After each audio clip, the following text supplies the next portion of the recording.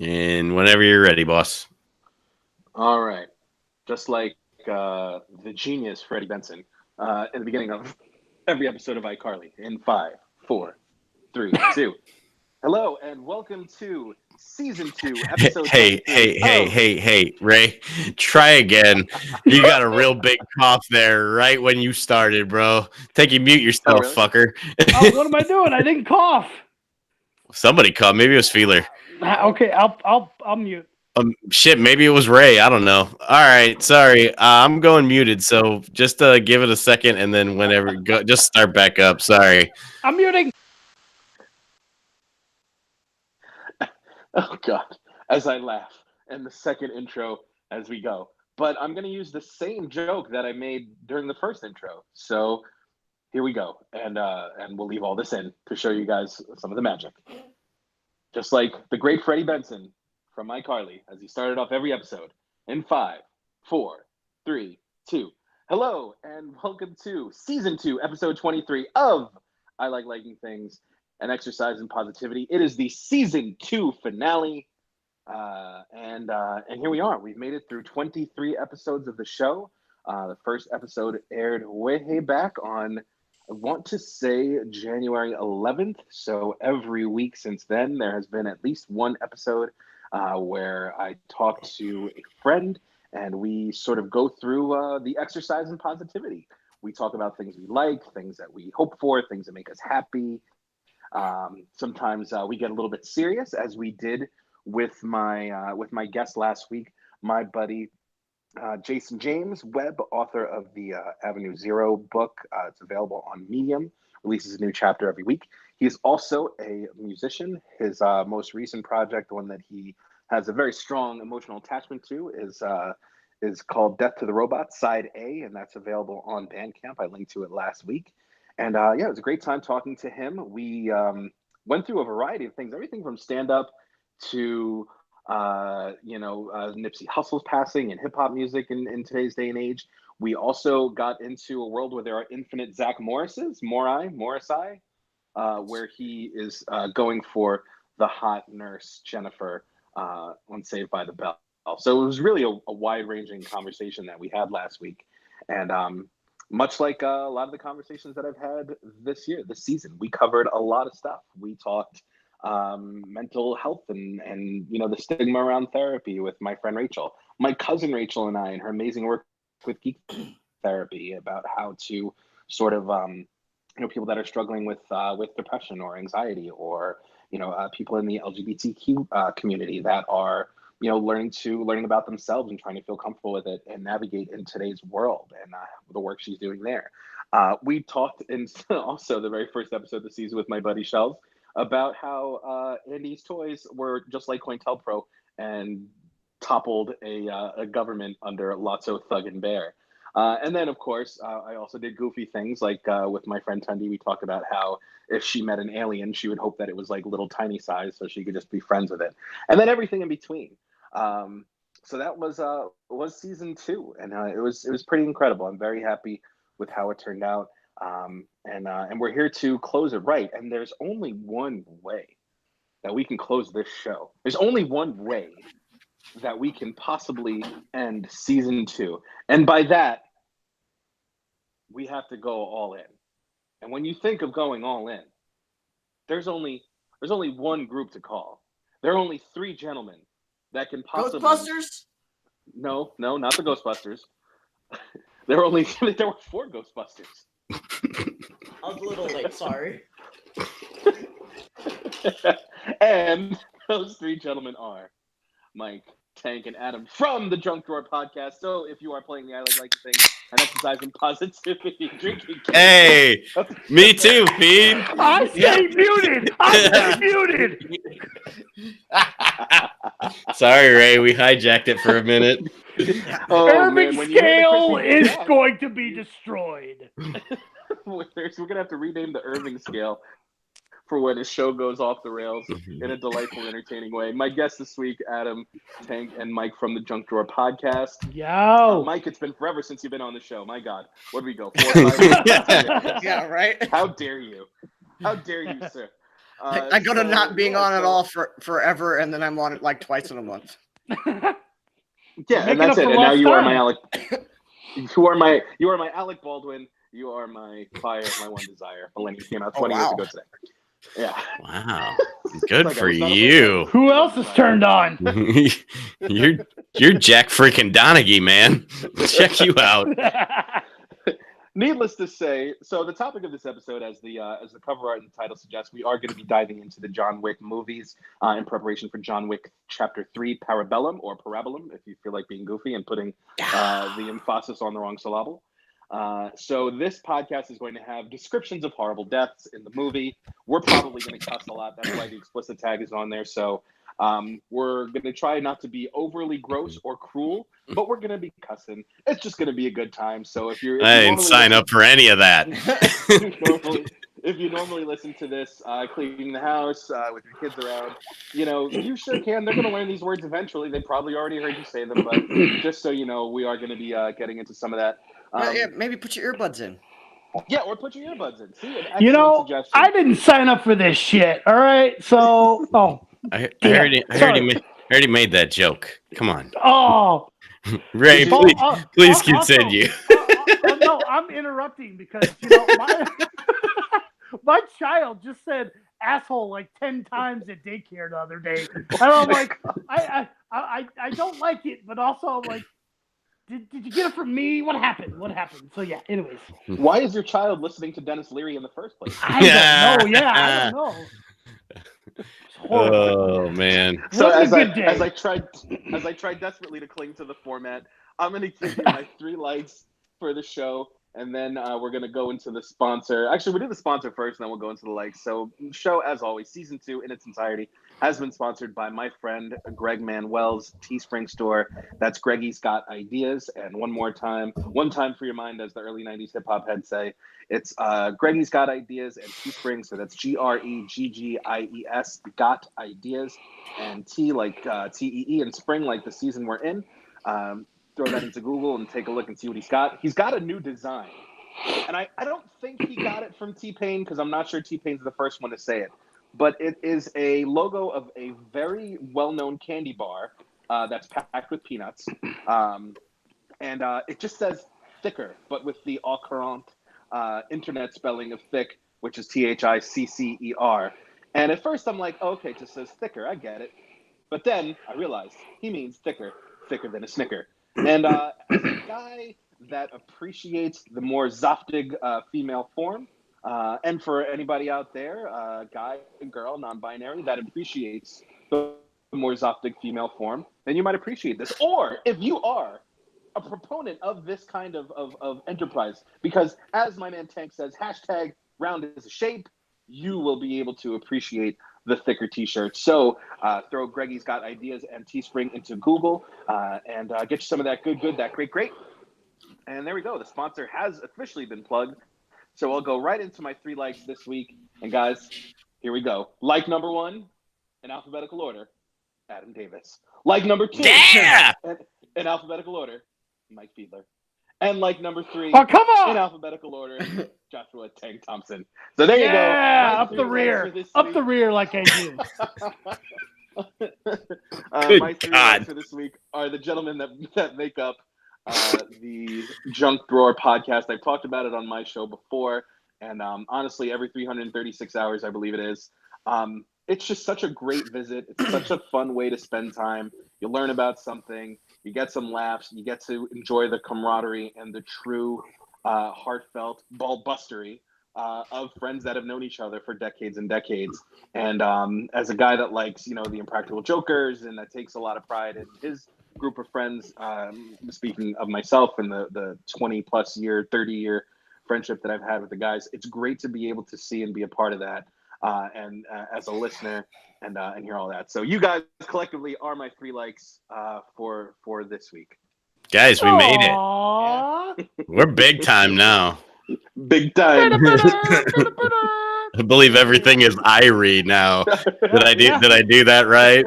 Hey guys, only downhill from here. Wait, That's we're it. already Nowhere to go. down. Nowhere else to go from here. Oh. That's okay, Tank. We're round, so we'll roll really well downhill. Yeah. guys roll. I won't. and rolling in. And speaking of rolling, we'll roll right into it. So this is the part where I Limp say, Bizkit? this is liking things and exercising positivity. I like you guys, and I know you guys are going to enjoy this breakdown of John Wick and John Wick Chapter 2 with my guest, the geniuses behind the Junk Drawer podcast, not the Drunk Jar podcast. This is about the inebriated, mouthy individual. This is a completely different type of podcast. Hey, you don't know my other nickname, Mushmouth. Yeah. I feel like there's a story behind that I'm scared to find out. I think it was just, well, it's like Adam said, we've said it before, our first episode, if you listen to it, me and Adam sound like we're on speed. Like, honestly, like we sound like we're on some form of drug. The hype was real. Yeah. So it was just a trip up of words, mumble mouth, that's all it is. So speech impediment.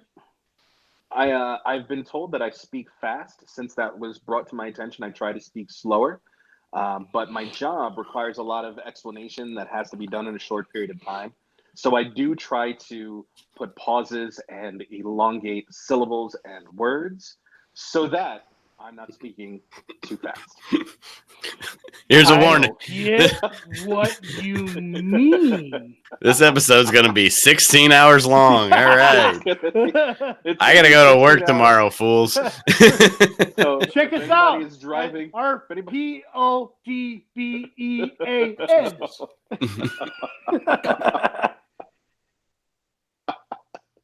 Oh my God. Irving is listening to this episode going, I'm not so bad now, am I? He's like, I'm fucking great. I like these guys. They make me look good. All right. So today, guys, so as we all know, the high holiday is upon us. John Wick Day is here. So just to give a little bit of background now, praise him. Tankus, I know you have been a fan of the John Wick series since its inception. I imagine Mike and Adam have probably followed suit. I was very late to this party. It wasn't until it sort of made my list of movies that I've heard good things about. I would like to see just to sort of be down with the zeitgeist, especially after the second one came out. Because when I first saw it, I was like, okay, this is another one of those, kinds of movies, shoot 'em up. I'm not really interested in it. And then I kept hearing, no, it's really good. And I said, okay. And then the second one came out and I kept hearing, wow, this was amazing. This was really good. And I said, okay, that's 2 in a row of these movies being really good. And it's not just people that liked, I don't know, like the Replacement Killers and movies of that ilk. And then finally, my father was visiting us this past December. And I said, hey, you know what, Paul, let's sit down and we'll watch these movies. And I watched the first one. And I had known what had happened. I knew that he was avenging a loved one. Yeah, I think we gave you warnings, didn't we? I think there was a trigger warning, as the kids say nowadays. Yeah. And I ended up loving it, and we put the second one on right away. And not only did I enjoy the movie for what it was, and it gave me a chance to love Keanu Reeves again. Not again as in I stopped, but again just more to continue to love Keanu Reeves, but to also you renewed your vows. Yeah, exactly. We renewed our vows. There was a beach. It was good. And it also gave me another movie series to watch with my father for the first time. He introduced me to pretty much every series that I hold near and dear, with the exception of maybe the Fast and Furious movies. He was never, actually, I don't know. It's just a bunch of cars. Okay, I get it. Sounds about right. Rodriguez, Nailed it. Come on. Wow. Josh is like just crying on the inside now. Yeah. He's like, you know what? Screw you, Papa. I'm glad your memory doesn't work anymore. Wow. Wow. Take that was really mean. Take it back. I apologize. Damn right. God, I can't take this guy anywhere. Papa Rodriguez is great. Everybody that knows my father goes, my father would have laughed, and then he would have told you to go fuck yourself. Oh, that's greatness. It sounds like Adam's dead. He would have told the joke of, I can't, it's a visual joke, but you get the joke. The go fuck yourself would have been in there. So anyway, so now it's a movie series that I can enjoy with my father or because of him now. So that's really great. Being 38, my father is 72 years old. He'll be 73 next month. So the series kind of means a lot for a lot of different reasons, and I'm sure we'll get into them. So what we all did over the course of the last week or so is we watched the John Wick movies in the proper order. We took some notes. I sent over a bunch of questions, and I mean, I guess we're gonna try to follow along with some of the questions. But God knows this thing is already so far off the rails. It's much like I mean, it's off the rails the way the train was at the end of Back to the Future 3. I mean, we're just heading towards Eastwood Ravine right now. So there's not much we can do but enjoy the view on the way down. I thought you were gonna say it was like a Soul Asylum song. Never coming back. No, I don't think so. I wish I remembered the name of the other one, but hopefully nobody will get frustrated. The other Soul Asylum song. The other Soul Asylum song that I remember. Nope, no one does. They only had the one. Just yeah. Wasn't it frustrated? Just the train one. I don't know. I don't know, dude. Misery, Black Gold. I don't know. God, you're white. Oh. Burn? I don't know. Big fans of both podcasts and Soul Asylum. Shoot us a message. You can reach me on Instagram at likeslikingthings2018 or on Twitter at likesliking2018. And it is called Misery with the lyrics of Frustrated Incorporated. So that's the other Soul Asylum song. You can send hate mail for us to those same addresses. Absolutely. All right. So without further ado, we will launch into John Wick Part 1. And we'll just sort of take it. So, Mike, let's start with you. Okay. And give us your first. Now, we got a bunch of different categories that we can go to. If you answered questions, great. If you have just sort of general notes, that's great too. So let me go with one of the questions here. All right, we'll start off with a fun one. Let's go with gnarliest death, either the one that you found to be the coolest or most, ingenuitive or, or clever, or the one that just plain made you uncomfortable, where you looked at it and you went, oh, God, no, I don't want to go that way. Well, shit. Of course, you got to choose the movie that I watched last week. That's not as fresh in my head as the one that I watched last night, or the morning. How do you want to look at it? The nerve of me starting with the first one. I would have to say. What are you thinking? Right. I would have to say for me, out of the first one, the kill that I thought was sort of the coolest. It may not. It's probably you guys probably won't agree with this. This is just me personally. Is when he is trying to hunt down. The little Russian shithead Alfie that was played by Alfie. What's his nut? Theon Greyjoy. Yeah. His name is Yosef. Yeah, when he's trying to track down Yosef. Yosef and his buddies are in like the pool drinking champagne with the little hot girls and stuff. And John Wick followed some of his buddies in, and you see one of them. He's like at the sink changing, and in the background, you see John just like completely finished off a guy. And the other dude had no fucking clue what was going on until John attacked him. Classic stealth kill. You went with the other guy in that scene. Okay, cool. Yeah, I was thinking. I think his name's Marcus. His top dog. But I know exactly what you're talking about. I'm a big fan of like a classic stealth kill done right. And that was like a perfect stealth kill because he was literally right behind the dude. And honestly, not to sound weird and break it down, but that also shows that like he had some type of military training. Oh yeah, he knew what the fuck he was doing. He's not just going there and shoot him up. Shooting. Yeah, he's not just going there and shoot him up. He can do the stealth kills and shit like that too. Little tidbits, man. Is he not? Is it not canon that he was a Marine? He's a Marine. Yeah, he was a Marine. Yeah. So, for the record, there are 84 kills in this movie.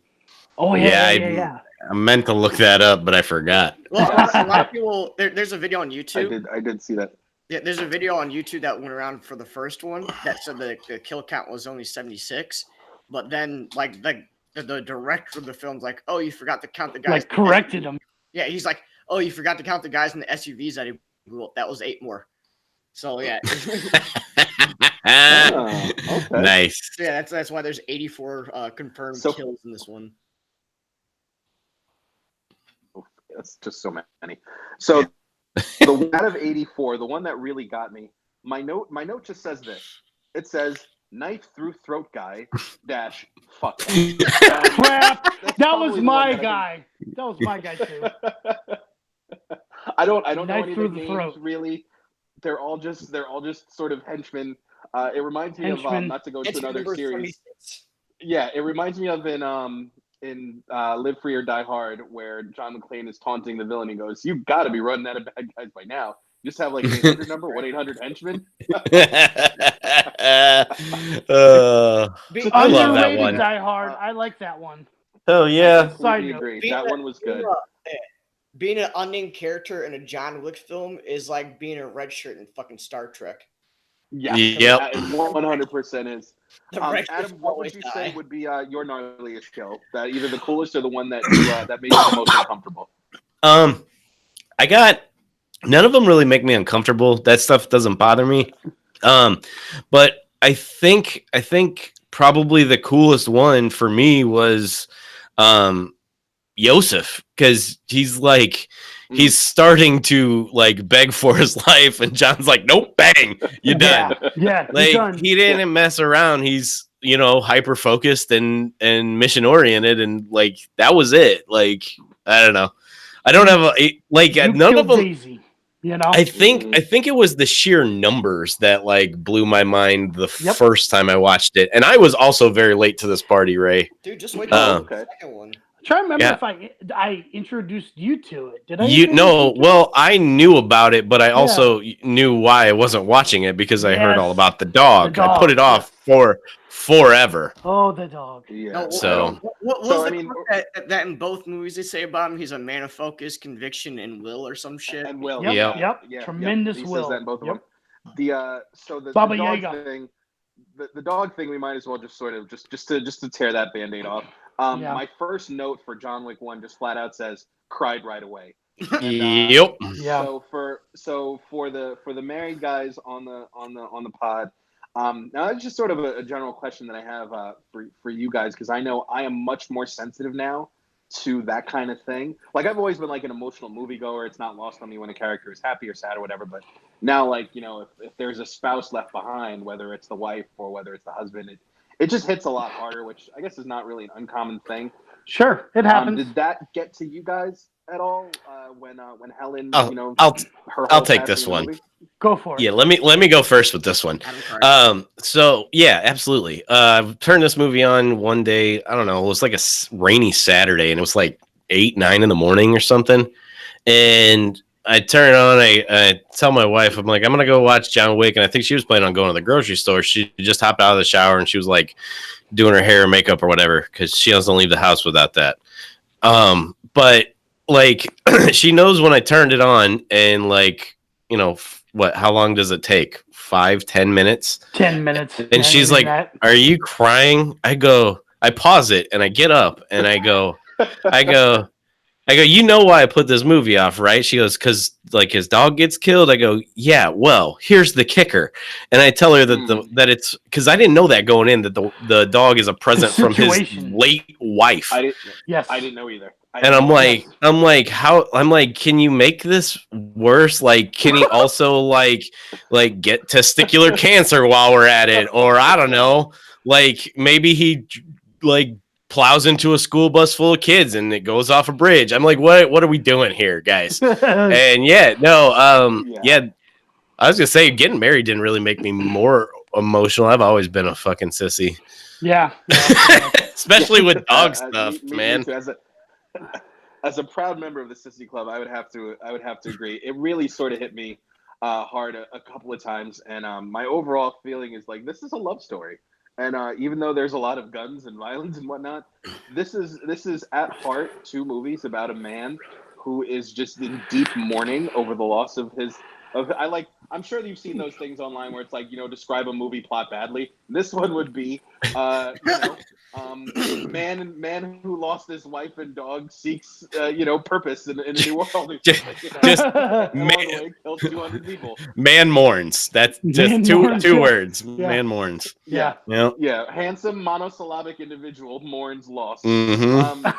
And also in the beginning, one of the lines on here, and I guess we can go to the next game or the next question, is a cool line either said by a villain or a hero.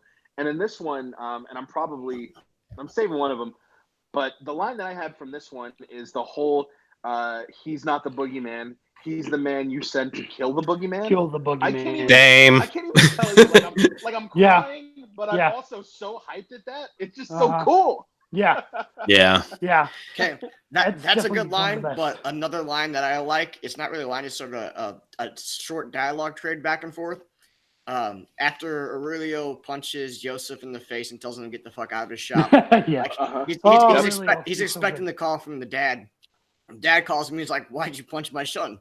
He's like, "Well, he stole a car, sir." He's like, and then he pretty much tells him it's John Wick's car, and all the dad responds with was, "Oh," and hangs up. Like, like I get it. Yeah. Yeah. Whole world changes just in that response. It's like it was John Wick's car, sir, and he killed his dog. Yeah. Yeah, exactly. Well, Tank, Adam, what lines do you have from the first one that sort of stick out, either from the villain or from the hero? Well, I think, and I'm gonna be kind of going off the top of my dome, but like when John is tied up, he gets caught by the bad guys at a certain point, and he's talking to Vigo. What's Vigo? He's talking to Vigo. He is Vigo. He is Vigo. Second Ghostbusters reference in a John Wick podcast. Damn, we're killing it. Yeah. The Upper West Side. Okay. so he Peter McNichol didn't get the love he deserves for that movie. He did not. So good. He did not. Yeah. Janos Poha. Shouts to Janos Poha. If you like Janos Poha, come on the podcast in season 3. We'll talk all about it. We can talk about Alec McBeal too while you're at it. Yeah. Send all your hate mail. So I like your things and. No,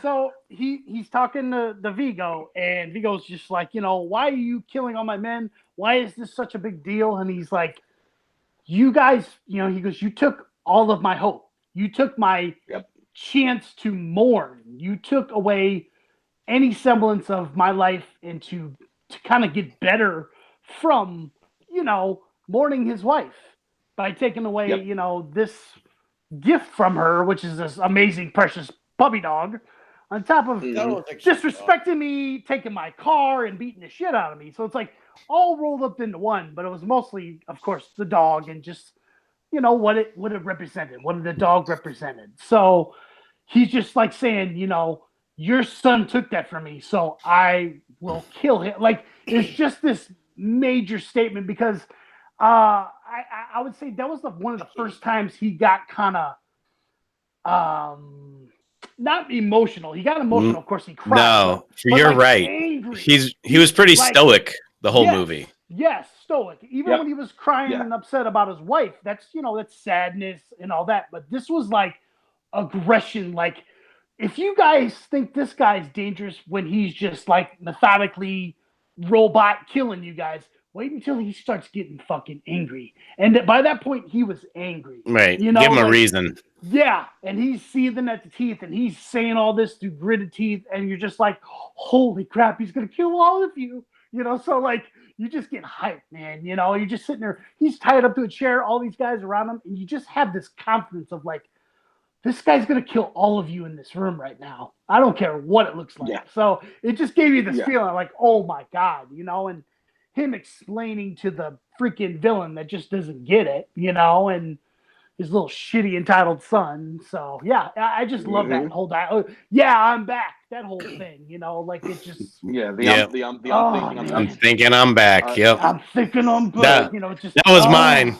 Yeah, that was definitely My two lines were the one Ray did, and I'm thinking I'm back because he's like, because he starts with like, a lot of people have been asking me that question, and like after he's killed like 50 dudes, he's like, yeah, I'm thinking I'm back. Thinking I'm back. Yeah. Here's another one. I was gonna say the cop. I was gonna say the cop. So John, you working again? Oh yeah, I love that. That's fantastic. Because that's in both movies. Well, because like the first one, he like looks down the hallway and he sees a fucking dead body, and you're like, oh shit, he's gonna have to deal with the cops now. But then he asks like, so You're working again?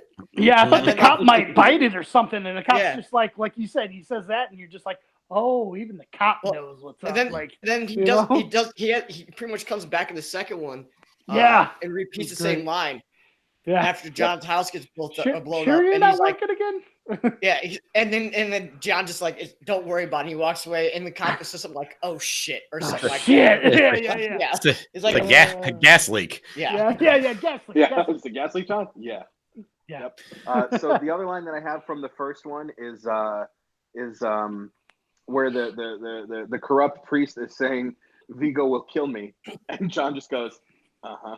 Right. I love it. With like a G36 in his face. Yep. Okay. It's just like it's cold blooded, but it's also under the understanding of all these people are corrupt. Yeah.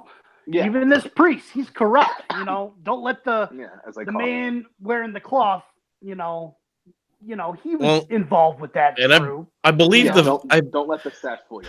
I believe the priest's first line, and I know we've dropped a few of them here, but he's like, "Do you have any idea who you're fucking with?" And I'm like, "You're a priest, or you're something, How dare you, sir? Or you're at least wearing a priest's uniform. Maybe keep the language down in the church." Yeah, just to keep up appearances. Exactly. So speaking of appearances, here's one that I think is a lot of fun, and I got 2 words for you. Actually, it's one name for you: Kevin Nash.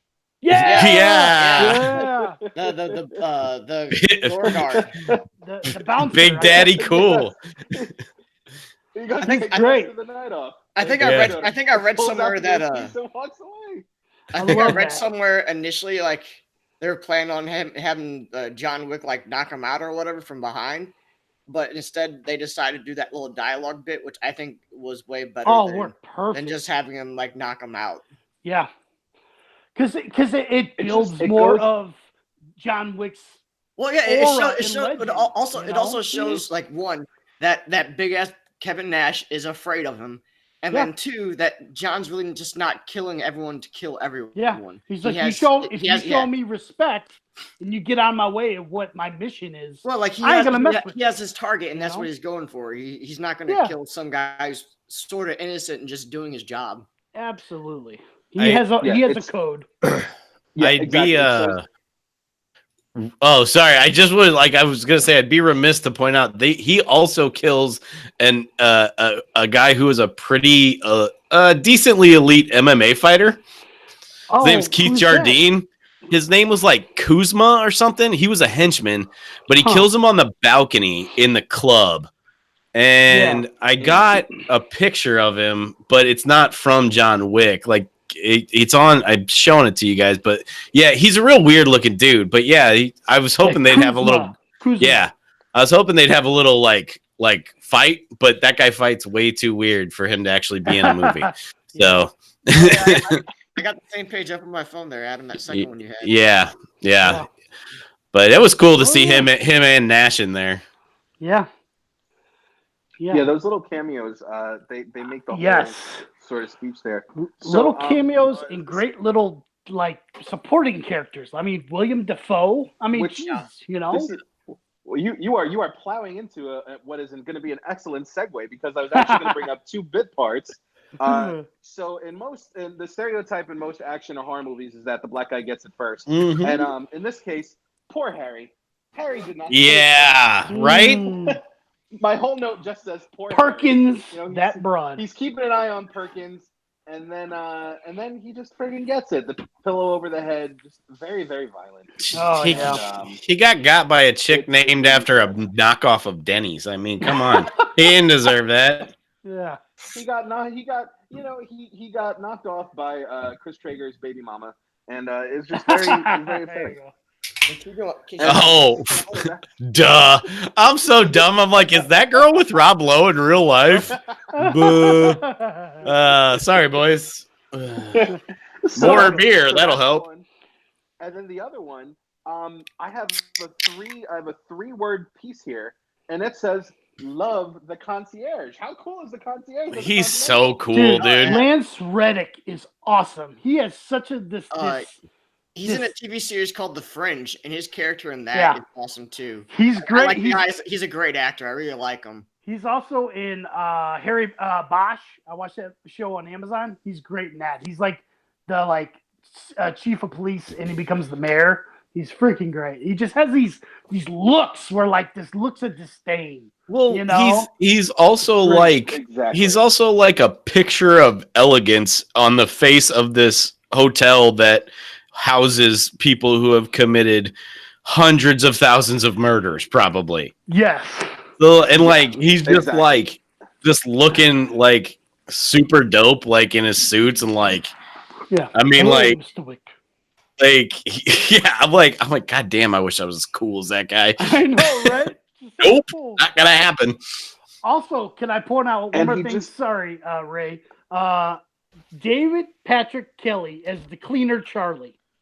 You guys know who that guy is? Oh, okay. I know who he is. I know who you're talking about. Warriors, come out and play. He's the little snobby little bastard from the Warriors movie. I don't know if any of you guys have seen that movie. I know that. Yeah, he's like this. He's always playing those snively little villain guys, and he's just a real bit character actor from the 80s and 90s. And he hasn't been around for a long while. But yeah. Oh, I know one you might know, Adam, since you brought that up. Commando.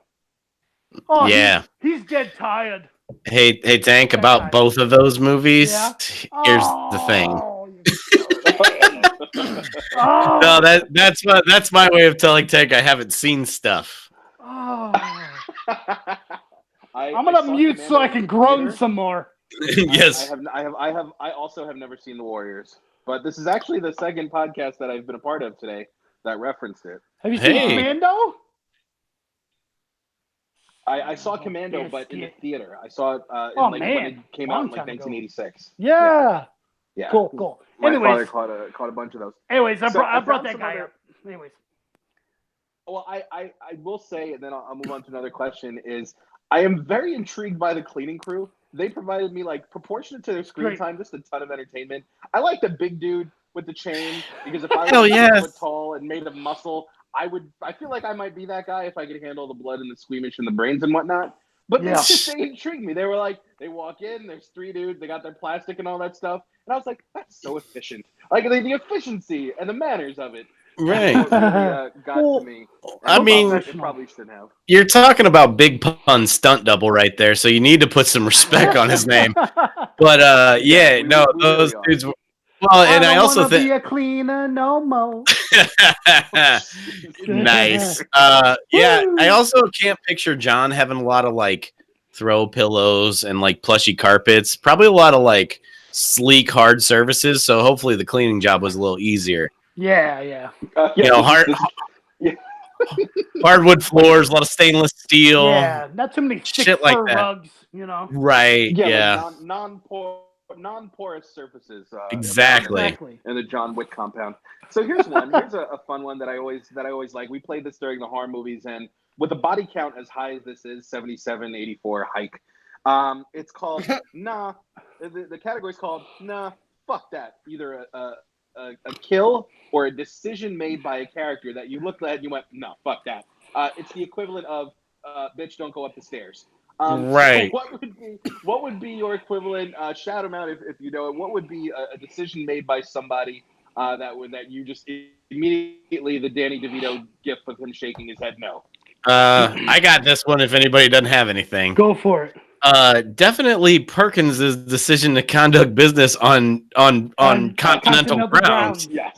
Yep. I mean, if you don't, if John doesn't get you, somebody else is gonna, and you're not gonna be able to spend that money. And that's my thought. I'm like, when she did that, I'm like, do you think Winston and Sharon, is that his name? Sharon, the concierge guy. Yeah. Dude, I want to see him fight. I know, I do too. But do you same. think they wouldn't find out, buddy? I mean, it's just insane that she kind of broke that rule, and you're like, you must be new or something. But she's not though, because her and John have history somehow, So right. Yeah, it was. She was down enough to be able to go to the Continental. Yeah. Right. So here's one that I would throw out there. the one that I would throw out, and it's Mayhem deciding that after an end of the movie, when Mayhem 80 people, that he's said, "Give me a gun." And my whole thought is, when Vigo eventually gives him the gun, is, well, you have one now. You've made yourself a threat. You have to die now. Right. So yeah. Mayhem, no, Mayhem, don't. Maybe don't do this. Yeah. You clearly hate your boss. So why are you going to pick up arms against this man who has already plowed through, friggin' henchmen like Joey Chestnut eating hot dogs at the 4th of July? Absolutely. Good analogy. I like it. Yeah, exactly. Very good. Very strong. Yeah. I'm going to agree with you. I think Dennis Very Duffy really kosher. screwed the pooch there. That's his name. Okay, so I couldn't remember his name. I didn't want to Google it. I kept wanting to call him Dennis Dugan. Now, for those of you who don't know this, Whatever, Dennis dummy. Dugan is the one.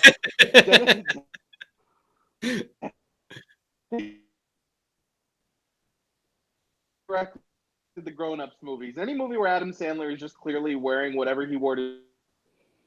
The one that directs those, and I knew that wasn't his name in 30 Rock. Mayhem. Yeah. From all. Yeah, no, Dean definitely. Winters. So that's. Yep. So that's the one. That So- I'm throwing, I agree with you there. That was also a very bad decision on his part. It was not a good decision. And just because I hit the volleyballs all the time, as Adam would say. No, you hit the beach balls. They're bigger than volley. Beach balls, whatever they are. I hit balls. Hits all the balls in his. I hit all the balls. Let's just go with Yosef actually doing the thing he did to John. I mean, that takes away the amazing movie and everything, but buddy, right, yes. and I know he's ignorant, but right, yeah, he didn't know what he was getting into. No, but the little body, the little henchman dude with him with the glasses, he seemed like he would know something. You know what I'm saying? He had to know something. And that was it. Yeah, yeah, he knew that was going to be a problem.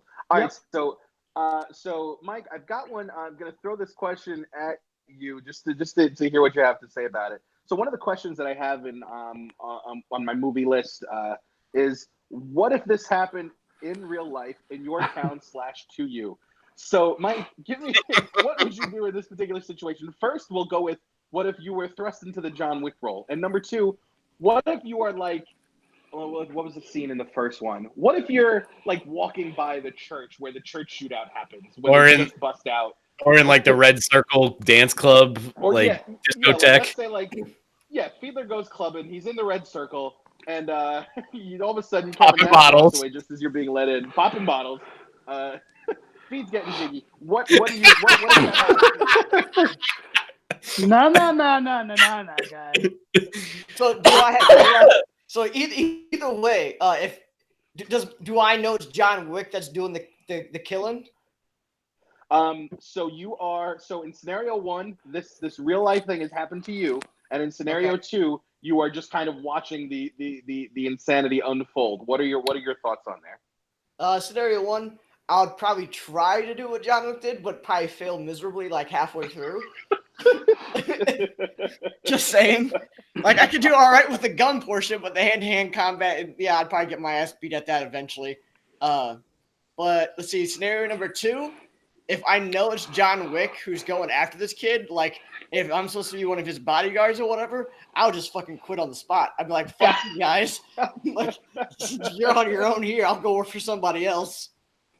So now not to rain on your answer and come up to one of those scenarios where I'm trying to force you into something, but the knee-jerk thing is, here's a problem with that, and here's why I don't blame any of the henchmen for walking away, is that John Wick doesn't leave any survivors. He's like the Dread Pirate Roberts. So if you shot yourself in the leg or something, or I was lucky to get away, they're gonna be like, bullshit. John Wick doesn't leave survivors. Now we're gonna kill you. I would just quit on the spot. I'd be done. What? You say, Mr. Wick, who would you like me to shoot? Yeah. I'll offer my service to Mr. Wick, him. I got your 6. Yeah, because he'd show up and he'd start shooting people, and I'll just start shooting the same fucking people so he knows I'm on his side. Yeah. I got you. Save your bullets. Yeah, I got your back. Like you said, John don't leave no survivors, dude. It's 1 or 2 to the chest, 1 in the head every single time. So all right, so here's me and Adam got numbers for his shot percentages for the second one.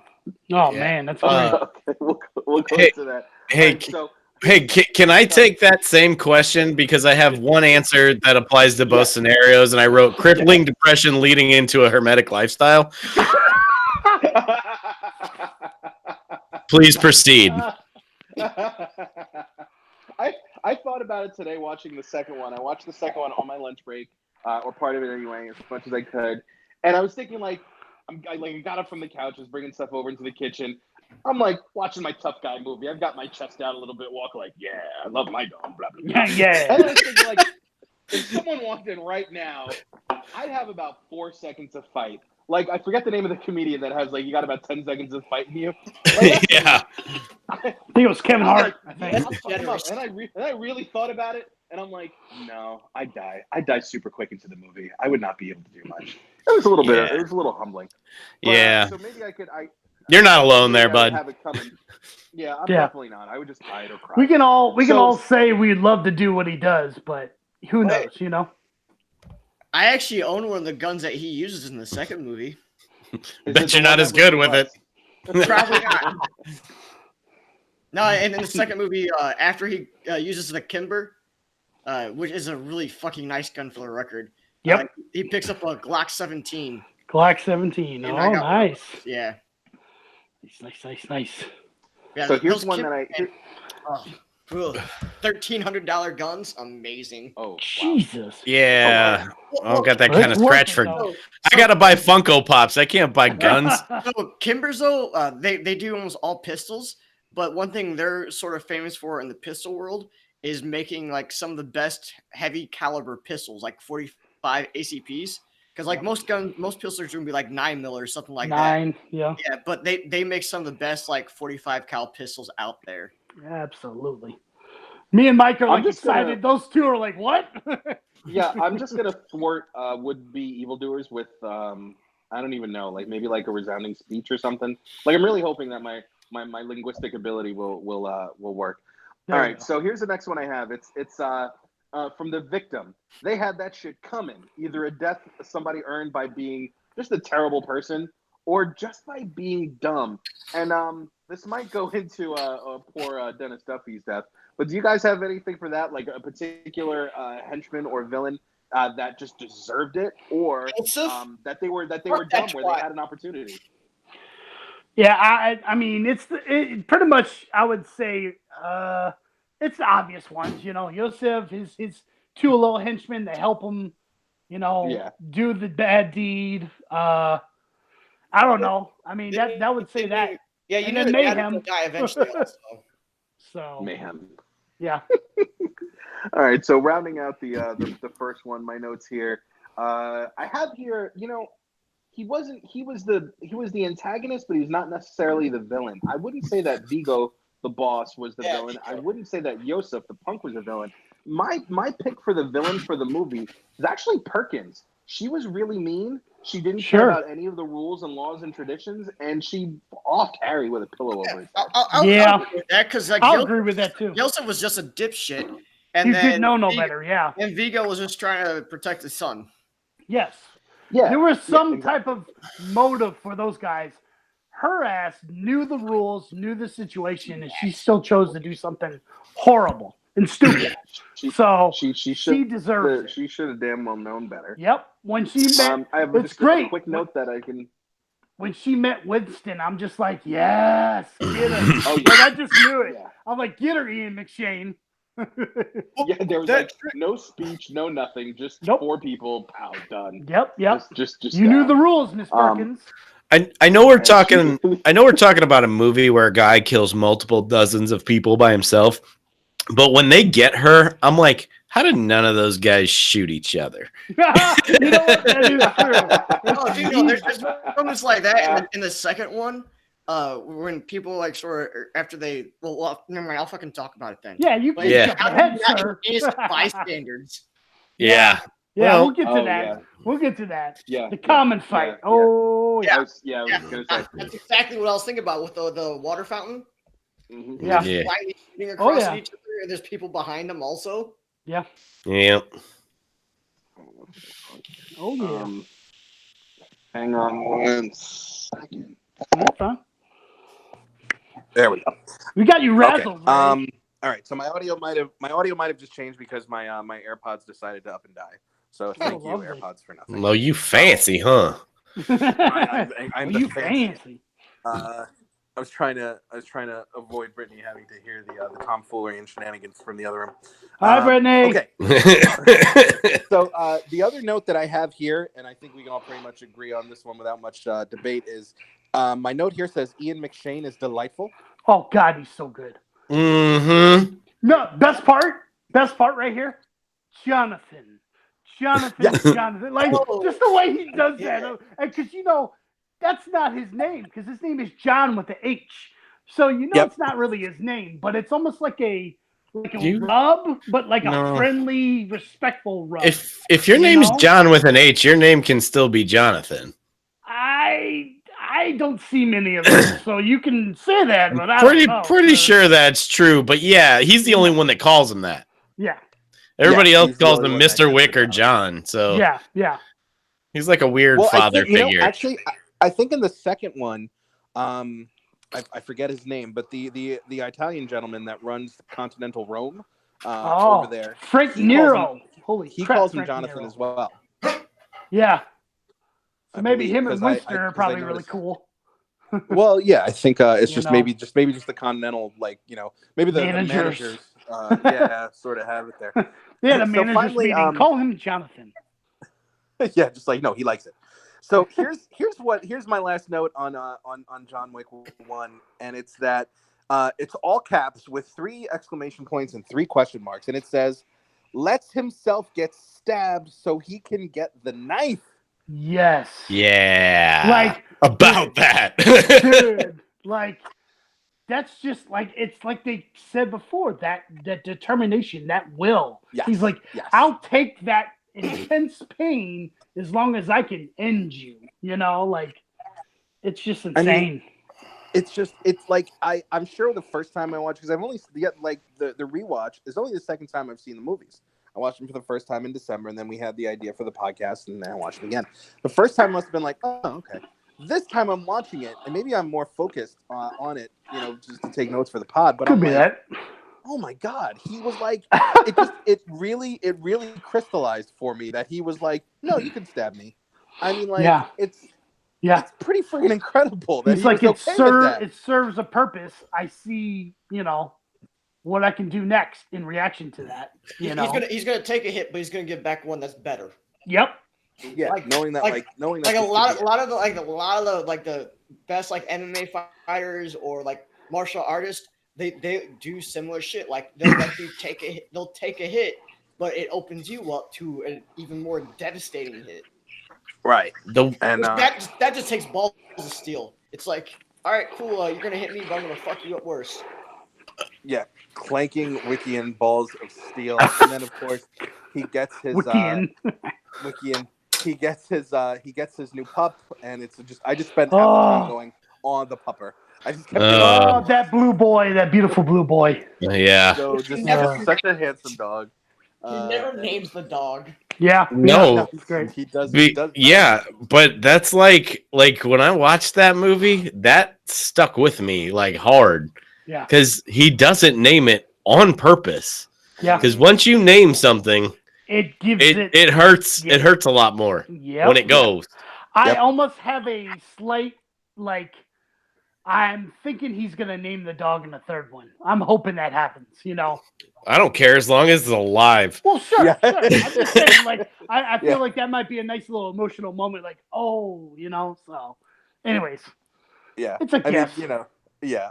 That's. So, do you guys have any leftover notes or anything that you thought was particularly clever that you want to discuss on Wick 1? I think that's all the relevant questions. I think that's a bit it. Go ahead. I loved how Marcus went out.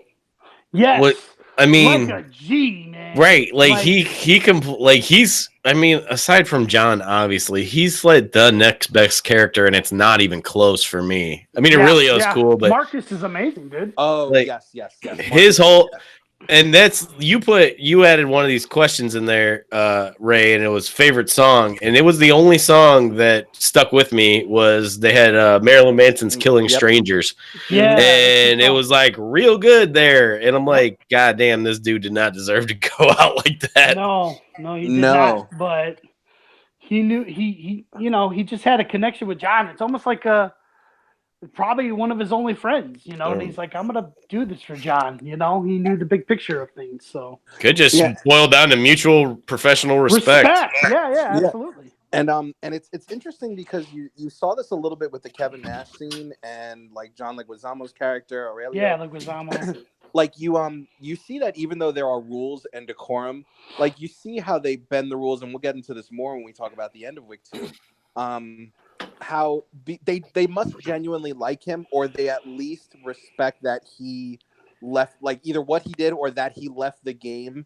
Yeah, like he really did impossible task. The impossible task. And, I still want to know what the fuck it was. It'll get. I'm sure something will happen with that. Anyways. Yeah, and like I just think it's so cool because you can see that even like the concierge, how he acts towards John, how he's you could tell that they're genuinely happy to they see like him and happy for him.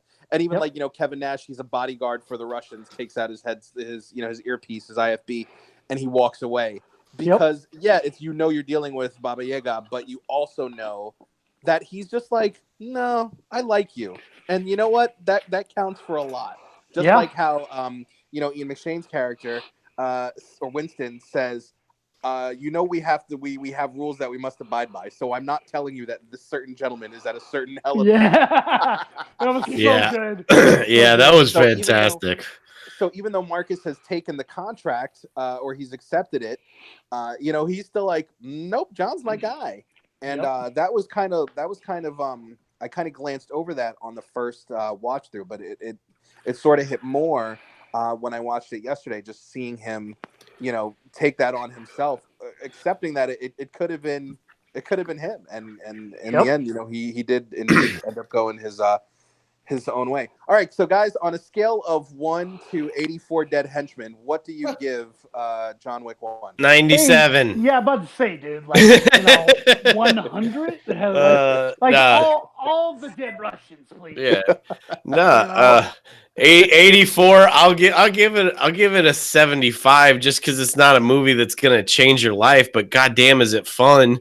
Let's go 80. We'll go 80. It's not perfect, and there's I have reasons to like number 2 more, but it's set up a good. It's a good start, a good beginning point, good foundation.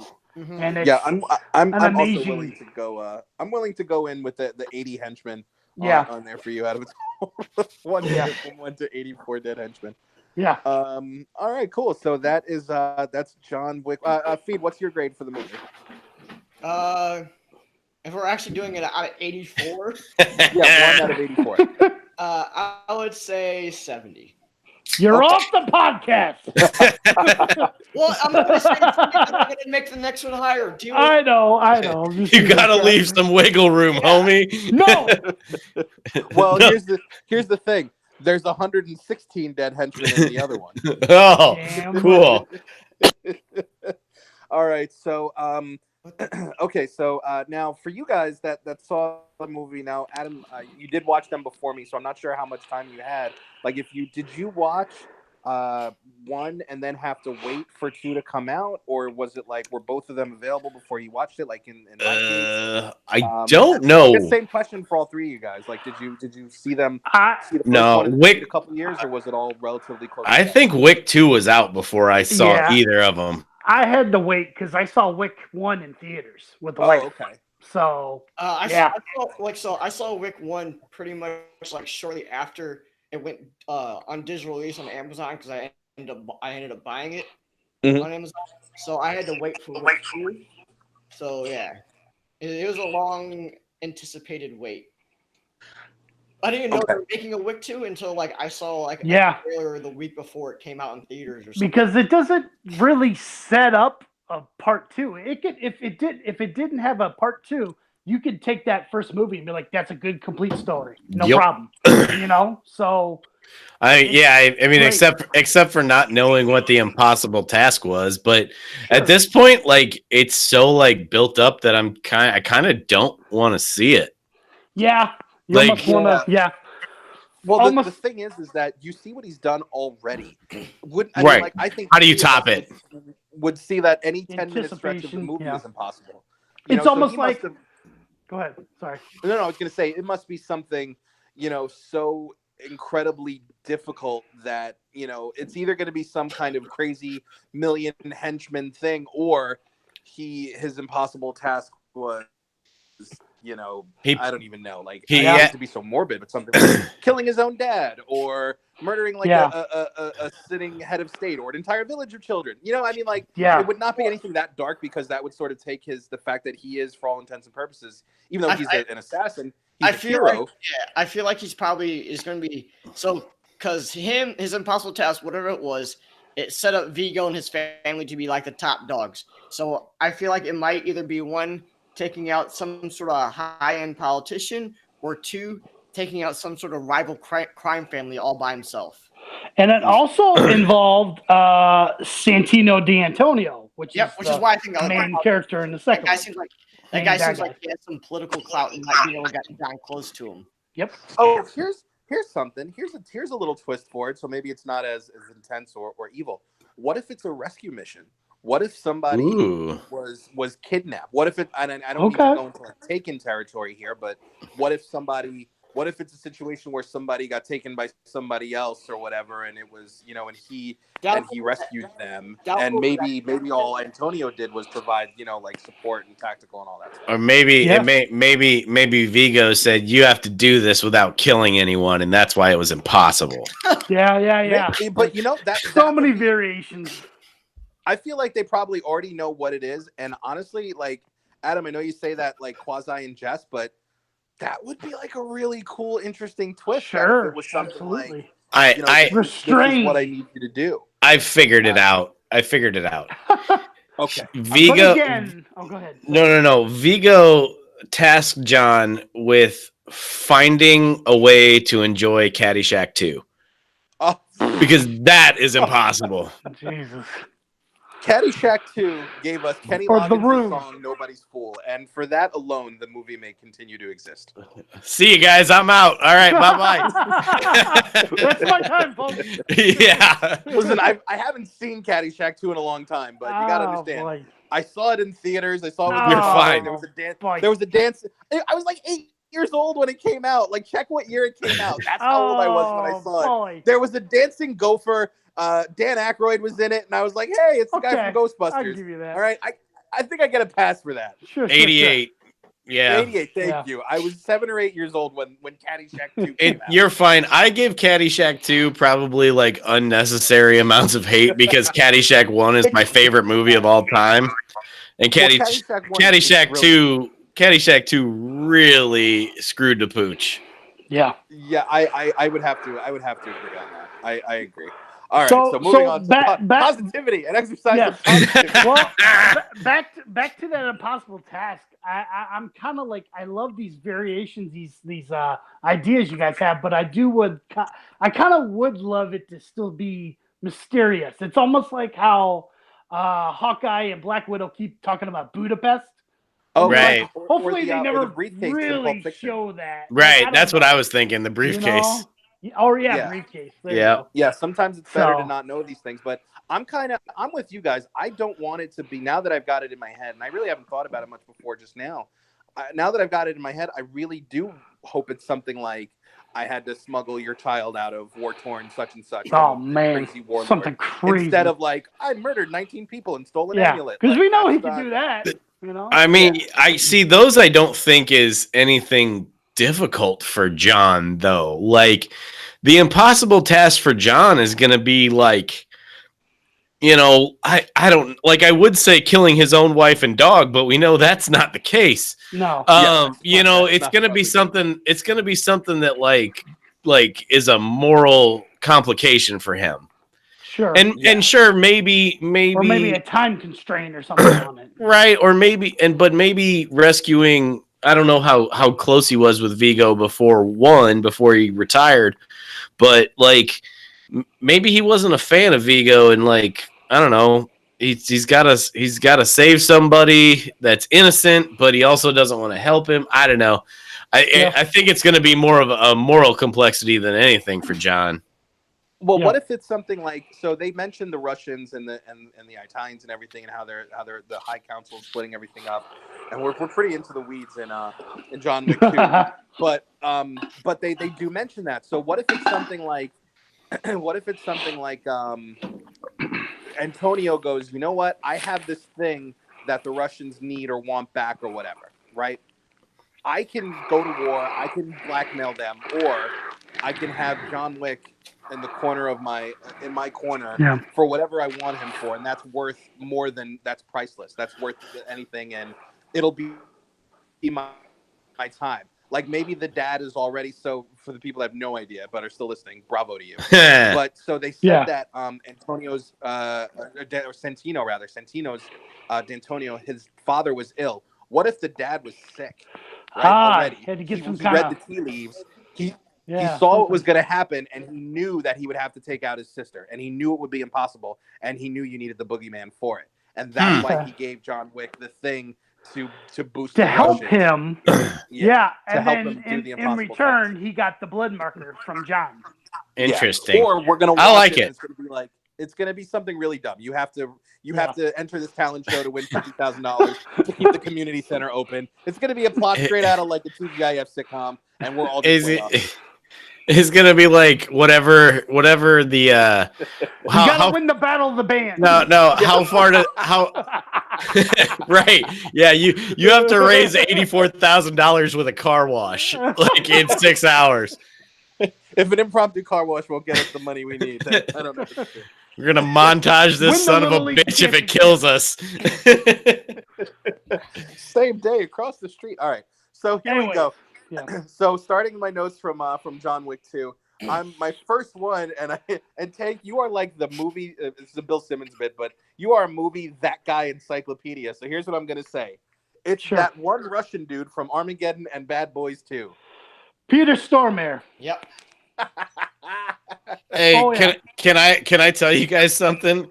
Yes. I was gonna introduce John Wick as a franchise as hey, it's that one franchise with Theon Greyjoy, Brother Rob, and the guy I get confused with the Hound sometimes. I don't know if those landed with anybody but Fiedler, but there you go. I totally got it. Well, sometimes I confuse Peter Stormare and Rory McCann. So yeah. Now I'm gonna mute myself and go sit in the corner for a while. You're fine. Yep. Peter Stormare, the great Peter Stormare. He's so good. He hams it up every time he's on freaking screen. I was thinking that I wanted to see him. I want to see him as like the male lead in a romantic comedy. Oh God! but like playing the same, not the same character, but like a dude that talks and acts the same way as one of those guys who's like, I wake up in the morning and you're all I think of. And I meet you, you're laughing. I found your handkerchief, and it made me realize that's why I rushed to airport to go see you. Oh man! And you know what? Like the girl he's cry at the end of that movie. I would cry at the end of that movie. The girl he's after, her like witty, quippy, gay best friend is gonna be Willem Dafoe, but not like Willem Dafoe in Boondocks. Gay. He's gonna be very much more effeminate homosexual man. Oh my god! Because he's just the ugliest dude, right? I mean, he's an unfortunate looking dude. Oh my god! But yeah, that's what I want. Peter Stormare. All right, so Tank, who would you cast in Peter Stormare's romantic comedy? Right, who's the female lead? That's what I need, right? Girl. Rachel Dratch.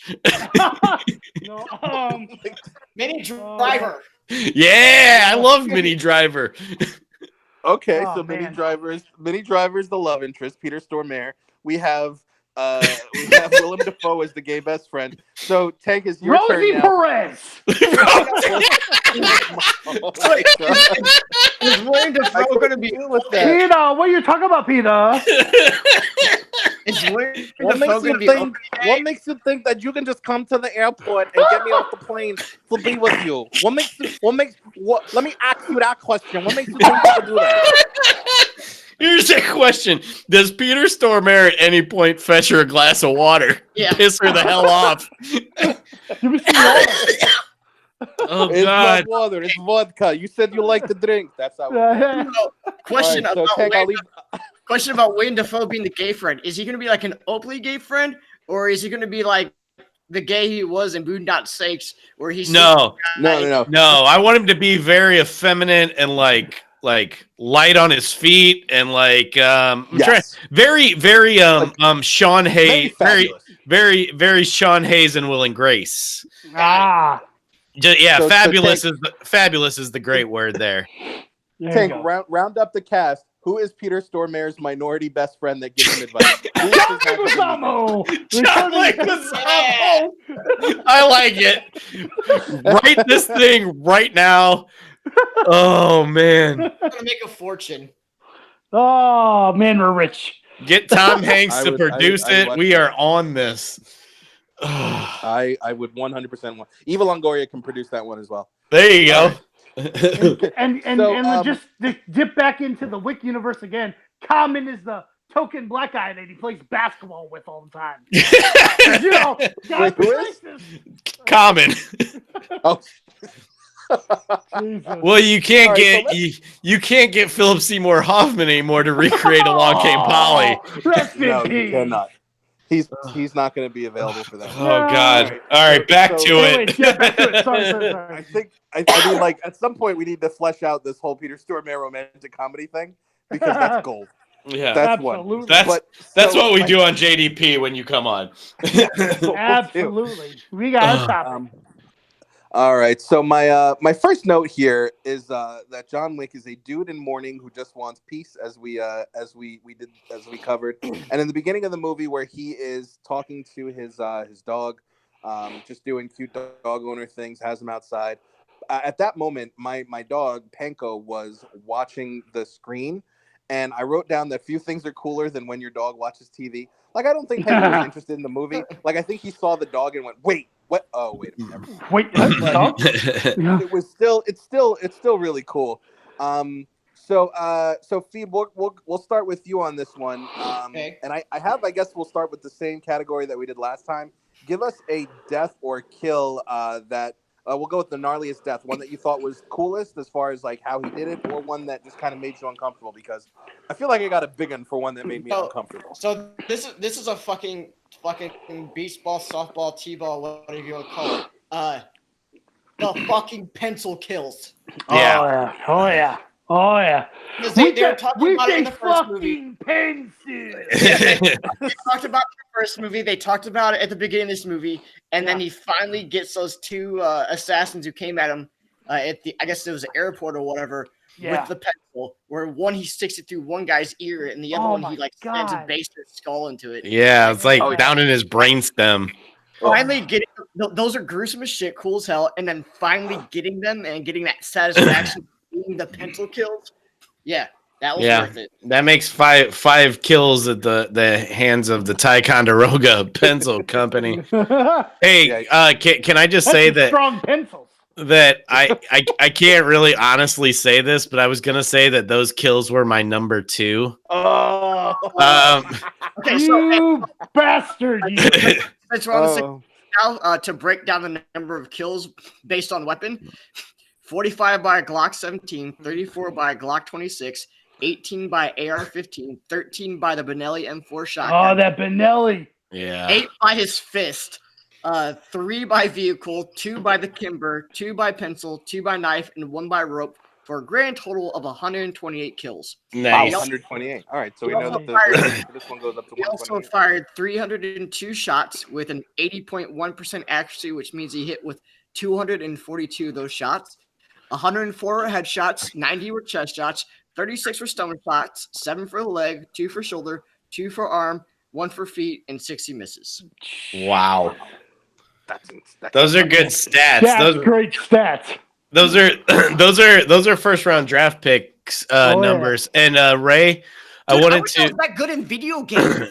Well, sure. Ray, speaking of that, I wanted to extend my condolences that about the lottery, but think about it. in this week, you got pick 3 and Wick 3, dude. Yes, that is fantastic. And it rhymes. That's pretty great. That's pretty great.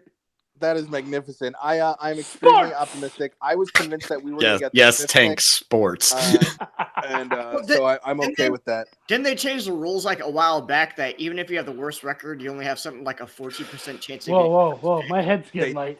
They absolutely did, and that it figures this would be the year where we tanked. But I'll tell you what, mathematically, the largest chance that the Knicks had was to potentially end up with the 5th pick in a 3-player draft. Yeah. So the fact that we ended up at number 3, while it's disappointing, honestly, I was so convinced that we were going to get the 5th pick that getting the 3rd one was incredible. Thank you for that. I appreciate it. Playing with house money there, baby. Yeah, we absolutely are. So my pick for the gnarliest or most uncomfortable death, it's just there's a barf emoji and then it says the wrist cutting. So Brittany was watching that scene, or she was in the living room while I was watching that scene, and I'm like, babe, don't look up. Don't look up. This is bad. Yeah. And, it's kind of rough. Yeah, it's just you feel for the just looks like she's general, digging but so deep. You're talking about Gianna. Gianna, yeah. Oh, okay. I thought you were talking about like a kill that John did, and I'm having trouble placing that. Well, and then he went and shot her in the head anyways. Well, that was for a reason. Yeah, he had to make it look like he did it. Yeah, that and just there was something about finishing from the. He had to finish the job so he could fulfill the blood marker. But he probably did kill her because it. I mean, not to get too gruesome, it takes a second, and that's all we need to say. Yeah. Wait, before we get off of that scene, can I just say that's my favorite scene from this whole movie? Oh, is that right? Huh? Wonder why? No, it's not because of the nudity, you perv. Dude, because what? No, also boobs. Right. Well, that. But so both of these movies, they're full of high action, chaos, and violence. And that's one of the very few times, probably the only time where things are quiet and someone still dies. Yeah. Okay. It's a calm thing, and also she was kind of a badass. She's like, no, fuck this. I'm gonna die my way. I'm doing this. Yeah. And I don't know. Die my way. I just kind of liked it. Yeah. It gave me very strong Blade vibes, and I don't know why. Oh yeah. Well, it's the rave, it's the blood, it's all that stuff. The stonework, yeah, probably. Okay. Oh, I'm raising my hand. Tankus? Yes.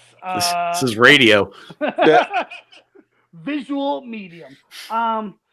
So, if I could answer that question, that kill. My favorite is with the Borelli, and he comes up to a gentleman. You mean the Benelli?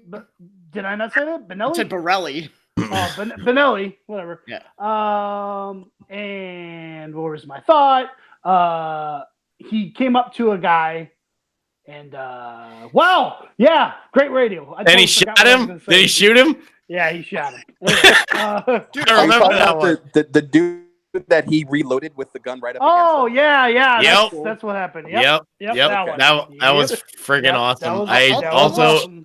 All those shotgun kills were pretty brutal because, man, a Benelli packs a hell of a fucking punch. Just saying. Well, it's a shotgun. Yeah. I'm surprised he didn't use that AR-15 more. He went through 2 magazines and that's it. He's like, he's a handgun guy, man. Come on. You know this. But he's a former Marine, so he's got trained AR-15, which is probably one of the most versatile guns for shit like he was doing. But it's not suggestive to gun fu. Oh, shush. You know? Well, that's part of what I thought was interesting the first time that I saw these is that he was doing stuff that in a different movie would just be punches, only he was doing it with bullets. Yep. So that part I thought was that part interested me. But since we're talking about the guns, can we shout out Lee Pace as the sommelier? That was cool. Yeah. Wait, cool. That's not. Is that his name in the movie? No, that's the actor's name. No, it's not. Is it? Yeah, dude, that's Lee Pace. Leap. I thought that was the dude that. No, it's Peter Serafinowicz. It's he's the British guy in Parks and Rec, and he played the Tick. Oh, you're right. I'm sorry. Yeah. I don't know who this name? Peter Serafinowicz. Damn it all. Oh, that's right. Okay. He was in Shaun of the Dead as well. You know what? I got it confused because Lee Pace was in Guardians of the Galaxy as Ronan. Yep. And I knew that the other guy was in Guardians. And they don't look terribly different. Yeah, I mean, white people all look alike to me. So word. Wow. Tell me about it. You alabaster fools. All right. Right. Well, so, I at least got tattoos to distinguish myself. That's it. Otherwise, I would be up there. Tank's got the beard. Adam's got his. Because me and Tank don't have tattoos either. Well, whatever. I have an excessive amount. Especially if I'm in shorts. Yeah, keep your damn shirt on. So, but okay, so Peter Serafinowicz. Yeah, him. So just that whole scene, with the suit and the picking out the different guns and the map guy. Hell yes. Such a cool little montage. It's just like it's done so well for a movie like this, where you think they would shun something that's like it's supposed to be comedy, even though it's not funny. It's still light enough. Oh yeah, like the way they do it is sort of like you said, it's sort of funny and amusing, because like they're talking about guns like they're talking about wine, like courses at a meal. So perfect. Yeah, exactly. Yeah. Yes, exactly. And like the robust and full bodied. Right. That's great. Yeah, the look on the sommelier's face, like he's like, I wonder. Like he's actually putting a lot of real deep thought into it. Yeah. I know it's not John's style, but I was really hoping dessert would be something like big and boomy, like explosives wise. Knives are cool though. Yeah, I mean, the look that they give, it's just so well done. The whole measurement of the suit and everything. The lighting is tactical. It's just so cool. Like I mean, it's probably just an oversimplification just to even use the word cool, but it just is. It's just something where you would want to be and do that if it wasn't for the high likelihood of death. Hell yeah, dude! I like the little Asian lady that just blows that suit away. Yes.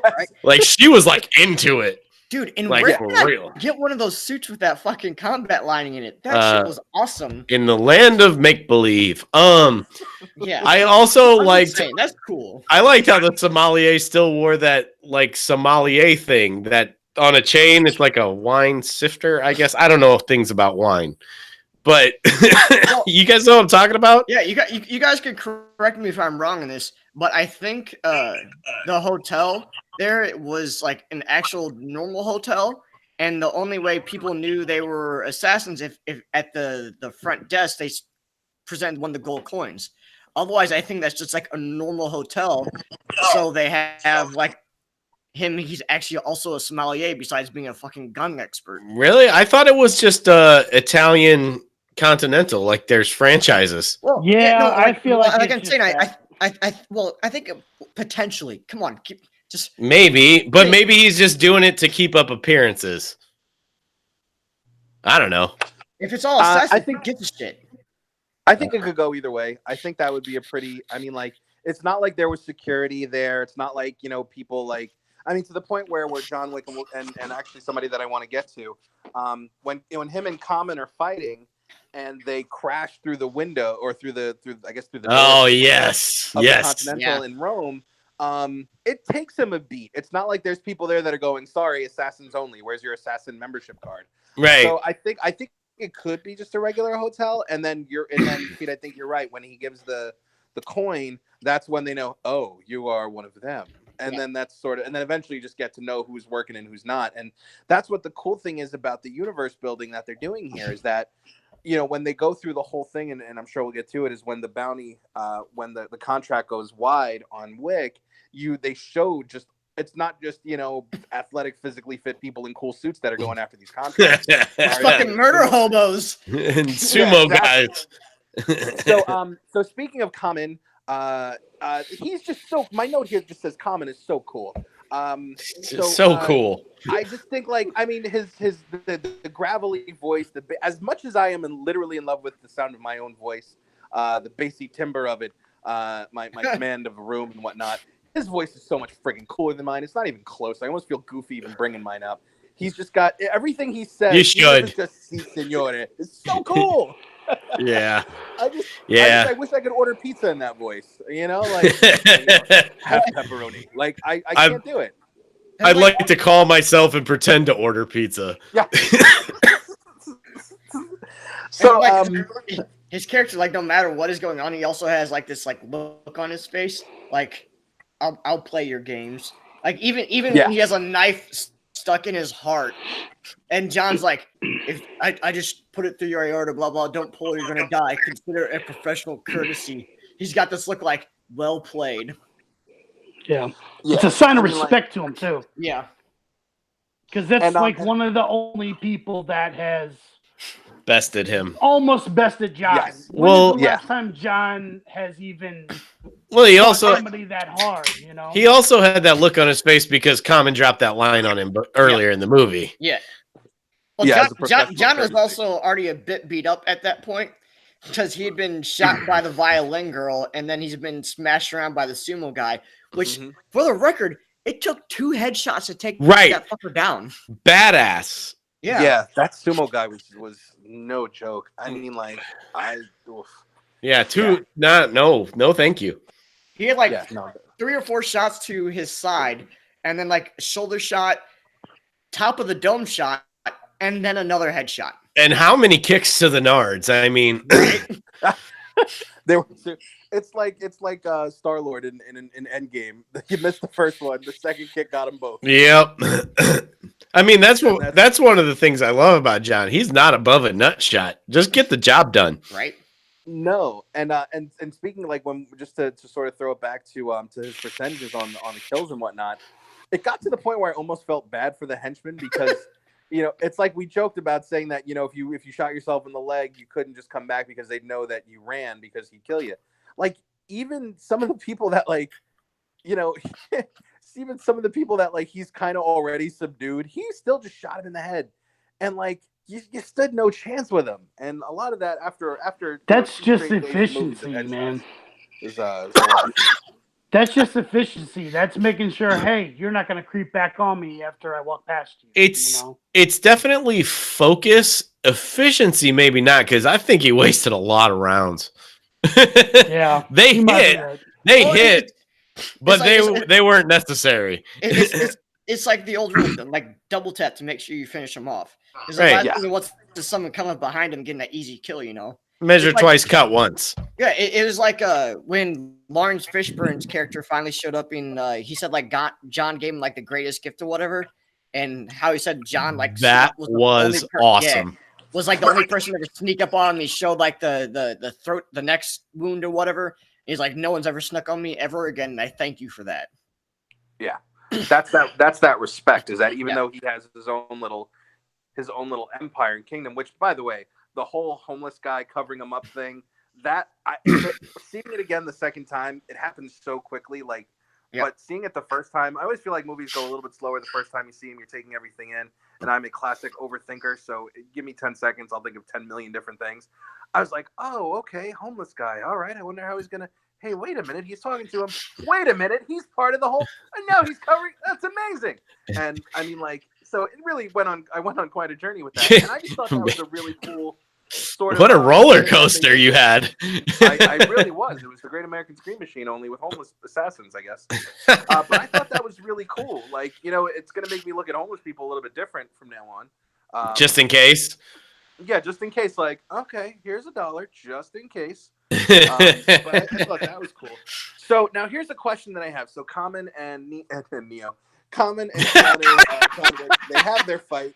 On the subway. Now, mind you, there are some people watching the fight go down the whole time, just very calmly in their seats.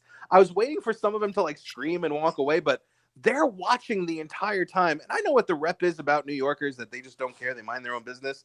But if 2 people are having a stabby knife fight, I have a feeling that even the most jaded New Yorkers are going to go, let's move to the other car, Sylvie. I'm not dealing with this. Or at least a couple seats down.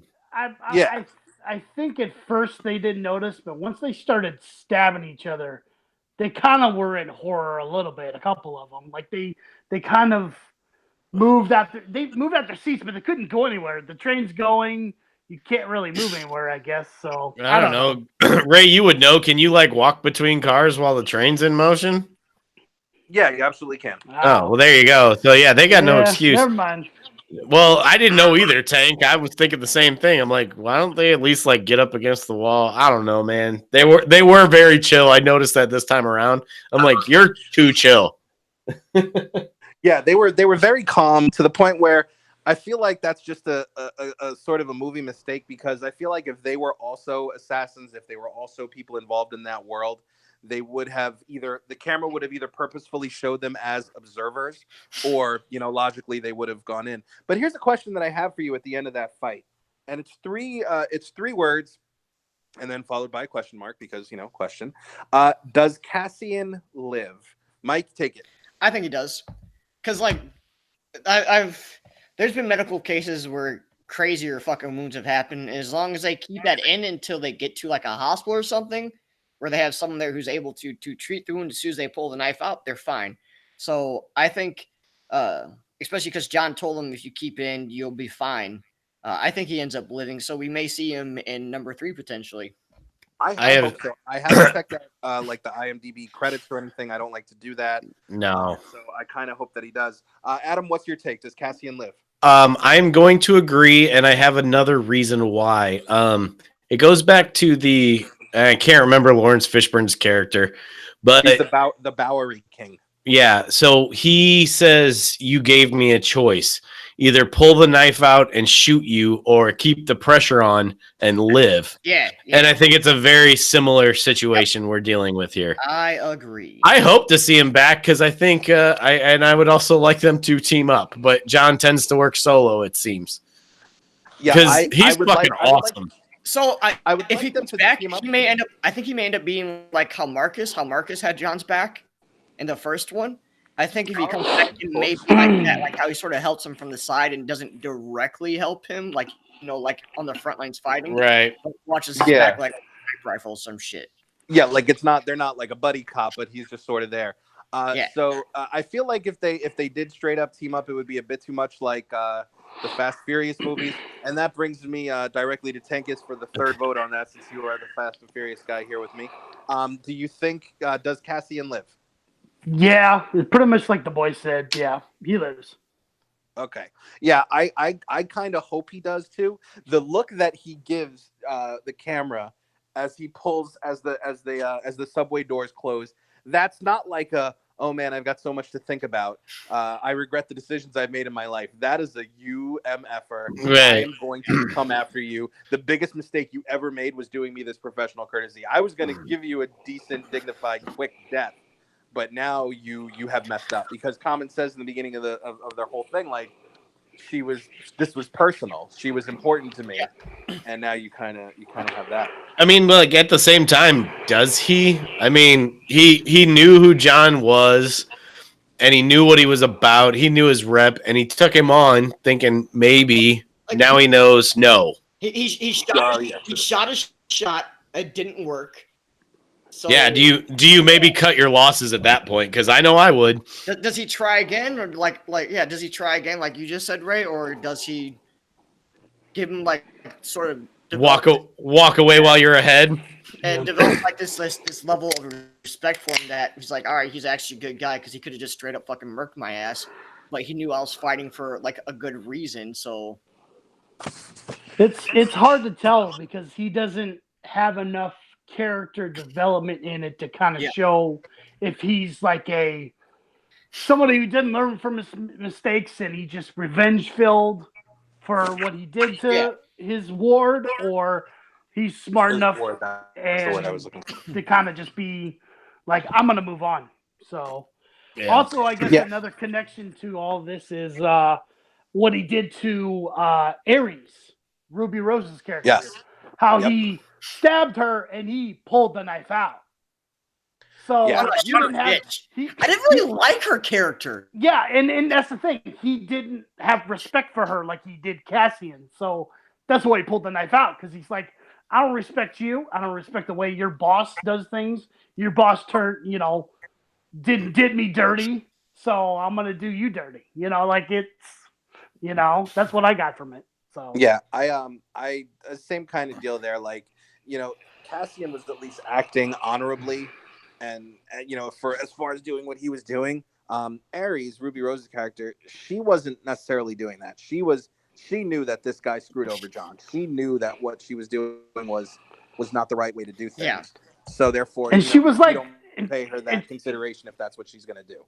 And she was like reveling in it. Like she'd sit there in the hotel when he was talking to Common. She's like, haha, I'll be seeing you, kind of playing with him. And it's like, you don't play with him, girl. Like, you just don't do that. So I don't know. All right. So okay. So we'll go. The next thing that we'll do, I guess we'll hit some of the dialogue here. What cool lines from John Wick 2 stand out for you guys? I've got one in place here, but we'll sort of go around the horn and see who's got what. So Tanky, we'll start with you. Okay. So man, I got a couple of them. Hold on, let me think. You want me to go while you figure it out? Sure, go ahead. This is so that you don't take Adam's line again. No, it's fine. Go ahead. So I got two. One's really quick, and it's when Winston says to Santino that you stabbed the devil in the back and forced him back into the life he had just left. You incinerated the priest's temple and burned it to the ground. Yeah, I'm like, that is some Old Testament shit right there. Yep. I like that one a lot too, but thankfully it wasn't one of the ones I picked. Right. And then just because that one's quick and obvious, I really liked Santino's whole vengeance addiction speech. Oh, yep. In the Funhouse of Mirrors. And I don't really notice stuff like this because a lot of times when I watch movies, I turn my whole brain off and I'm just like, hey, how do I feel after I watch this? But man, I just like with Game of Thrones, how I point out all sorts of shit that you miss. Yeah, because I just like to watch and see what happens. It's way more fun for me that way. But anyway, so he's talking about how John is addicted to vengeance and like maybe he's not doing it for the right reasons anymore. It's just to, get the rush. But what I noticed was fun, well, not fun, but interesting about that was that the exhibit they were in was called Reflections of the Soul, which was a house of mirrors that forces you to look at yourself. Yep. All while he's delivering this whole speech about what are you really doing this for? And I'm like, that was pretty on point there, writing staff. Good job. Shouts to writing staff. Yeah, good job. Take us, what do you got? I actually have two of them if I can. One quick one where Winston kind of is talking to Wick, Jonathan, that whole thing, breaking down the rules again, because chapter 2, they do a lot of world building in this film. I think that's what helped make it a successful, sequel, expanding the world, the rules, the Continental, all that. So he said, rules, without them, we live amongst the animals, like it was just kind of like one of those things, Winston, where he's like, this is why I do the things I do. And there's only 2 rules, right? Fulfill markers and no business on the continental grounds. Yep, exactly. It ain't rocket science. Yep. Yeah. And then Abram Tarasov, Peter Stormare in the beginning, where he's star talking of a to romantic comedy. Yeah, where he's talking to his little henchman. He goes, I can assure you that the stories you hear about this man, if nothing else, has been watered down. Yeah. Dude, okay, so awesome. That dialogue at the beginning with him talking to his lieutenant, there is some really good lines in it. That was a great way to start off the movie, I think. Because if somehow people forgot how cool the first John Wick was, the first movie was, he just in essence brought back the whole feeling of the character within a couple minutes, a couple of lines. It's like, hey, here's what he's about. And you know what really did that for me was when there's that big dude that tilt-a-whirl slams John, and he shoots him in the kneecaps, and he just lets him bleed out and moan all while he's ascending the stairs just to build suspense. So also that first whole scene, with the car and everything, those were the only 2 bullets he fired the whole entire time. Otherwise, he did it all hand to hand or with his car. Really? Yes. The 2 to the kneecaps, huh? Actually, you know what? You're right, because he pulled out the gun, and I went, "Why wasn't he just doing that the whole time?" Yeah. Those are the only 2 bullets he fired the whole entire that first scene. Otherwise, like I said, it's hand to hand or actually hand to hand rope, because there's a one time he roped and like he fucking put it through that guy's mouth. Or when he jams the cigarette down the dude's throat. Yes. Oh my god. Maybe that should be Gnarly's death. That was incredible. It's pretty rough. I can't imagine having a cigarette go in my mouth. And then he punches them as hard as he can. And you notice how he doesn't punch; he uses open hand strikes. Oh yeah. Well, so you don't break your hand. Yeah, and then the freaking cigar or whatever goes flying out. Yeah, it was fantastic. Oh, forget the Heimlich maneuver. There's the Heimwick maneuver. All right. I like it. Hey yo! I'll be your Ed McMahon. Just have me on, and I'll just point out how cool your jokes are. So the line that I'll go with is the line at the end of the movie. Winston, you tell them if they come for me, I'll kill them. I'll kill them all. Right. Oh man. Feed, what do you got? So I said this also for the first one. It's sort of similar to the one I said in the first movie for my first one. When he was talking to his lieutenant there at the beginning, and he was talking about the car, and his lieutenant was like, "All this is over car," and he's like, "It was John Wick's car," and the guy's like, "Oh." Right. Oh.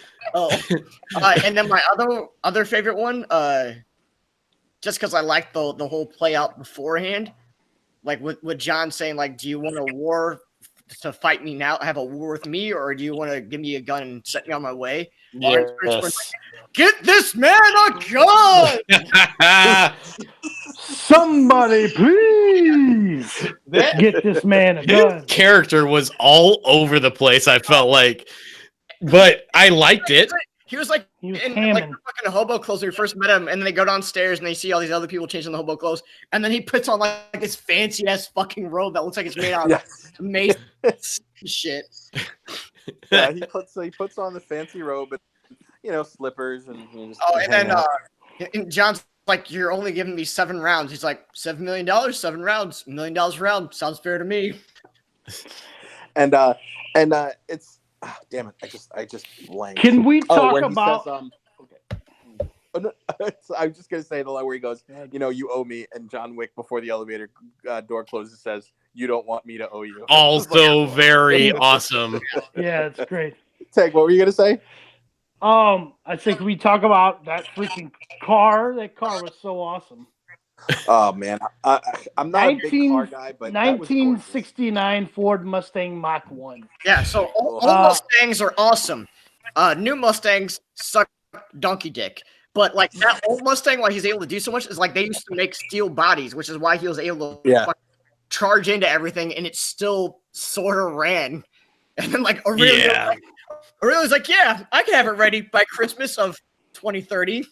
Yeah, and you like that Aurelio cracks jokes at him. Yeah, and it's like, and John's like, "Oh, okay." Yeah. He's just sort of going along with it. He's like, "I thought you liked this car." Yeah. So here's another note that I have. Would any of you watch either a Netflix series or maybe a web series or maybe a whole movie? My note here just says spin-off called Concierge and the Dog. Would anyone else watch that aside from Hell yeah, of course. what they did, where he's like, he was very good boy. I'm like yes. I almost want him to like go to the beach and like the dog is on a surfboard. Like I almost want it to be like a buddy comedy, or hanging out getting shenanigans. Hey, buddy comedy. How about Turner and Hooch? Yeah, you could definitely do that. But like, all I want to do is see like very dignified, deep voiced man just go, "Who's a good boy?" Like. That was so brave, dog. Yeah, that was great.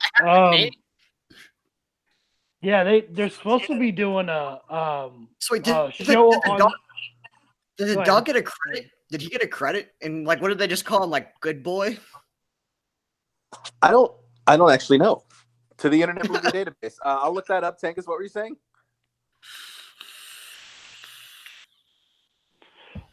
Sorry. Oh, yeah. They said they're supposed to be making a show about the Continental itself. I guess kind of revolving around the people and all that stuff. So yeah, there's supposed to be like a spin-off show. So on Stars, I think. You think the entire thing is just about like small pastries and juice inside a hotel lobby? That would be interesting, but I doubt it. I don't know. That's a continental. Who doesn't love breakfast jokes, right? There you go. You know, like it's cool. Like that would be cool, and I'm gonna check it out if it happens. But like, is whatever they do gonna live up? You know, like Well, here's my take. I think part of the reason, like I don't know anything about the third one, so I'm not basing this on any kind of spoiler or anything like that at all that I might have seen or heard. But it feels like this is the kind of thing where it's not going to just be over with the third one. But I feel like what they've done an excellent job with in the first two are making you want more without feeling like you're being gypped. Like you don't feel like you're being set up. There's just more you have questions about. Like we said, the questions about the Impossible Task, the Continental Network, the other assassins, like just the fact that some people have different creeds or credos rather than some of the other people in the movies. And I feel like what they're doing incredibly right, at least through two movies, and hopefully in the third they'll do the same, where they leave you wanting more with more questions, but they're answering ones. Like you got the pencil kill in the middle of the second movie after it being such a focal point in the first one. I feel like we're getting a lot of that. So is there enough to flesh out a Continental series? It depends. If it's like an anthology where it's like a different story each time, maybe. If it's like a serial where you got to tune in to see the like 13 episodes to watch a whole See, story, I like the idea of it. Each episode being sort of like standalone, because they're painting a picture of this whole wide sort of secret society of assassins. So like maybe each episode we meet a new assassin and get their story for whatever they're doing that day. Agreed. I think that would be super cool. I'd also like to know more about the High Table. Yeah, exactly. Things like that where like you want to know more about them, but you don't feel like they're leaving that just strictly to get you to buy another ticket or to rent another hinted movie. At so much lore, like for the world that they're in. It's awesome. Like they can go so many ways because like they have that gold coin currency, and as you saw in the second one, or was it the first one? One of them is the second one. They had that one guy who made some new gold coins and brought them to them, and they had to be inspected before they're put into circulation. Like, what's the story with those gold coins? Where did they originate from? Like, are they from like fucking ancient times, and that's why they all have to be made like a certain way or something? And like I said, like the High Table, where did that come about from? All sorts of shit. Oh, how about this? What if they don't actually have a monetary value? Like, what if it's not gold? What if you get a coin for every person you've killed? And that's how you get how many jobs you completed. Underpaid. Well, I don't know, dude. He's got probably like close to 1,000 of them buried under the cement. But like, I kind of assumed it was either you get like I figured you got paid by the job depending on how many you had to take out. You know, it might be a 1-to-1 or the difficulty of the job because sometimes the person like is a really hard fucking kill. Well, yeah, sure. I mean, obviously, he gives the cartographer like 4 gold coins just for going over the blueprints and maps of where what's your face is. Whereas the cleaner only got like 1 for getting rid of like 20 bodies. He got 1 per body. Did he? Yeah, he got 1 per body. All right, good. He deserved it. Yeah, I don't know. I think the show is gonna be like, I don't know. I think it's just gonna expand the world, you know, like it's gonna probably go over some of the characters we've seen before, probably talk about the High Table. I know there's some of the High Tables gonna be in John Wick 3. I kind of looked at the actors list, and they have some of the names and stuff like that, so it's gonna get expanded even more in 3. I shouldn't have immediately shit on it. I think there's a lot you can do with it. Like, well, I think you got to think of it as a companion thing. It's not going to get better. It's not going to do better than Wick, of course. Well, sure, but it could tell different stories in different ways. Still be interesting. Yeah, So, all right. So, to round out Wick 2, of course he kills Santino, which of course after watching a whole movie of him, I'm going, oh, Santino like the wrestler, and I think that might be interesting. To have him there. And then you should have had a pet cobra. Yeah, that would have been amazing. I believe in the cobra. You have to. I'm glad fucking John killed him in the Continental. Yeah, he's just like fuck. He's like screw you and your duck fat fries and your steak. Although now I want that more than like anything. Right. Well, and he was so smug, thinking that he was safe. Yeah, and I mean, like, never assume safe security when John Wick is after you.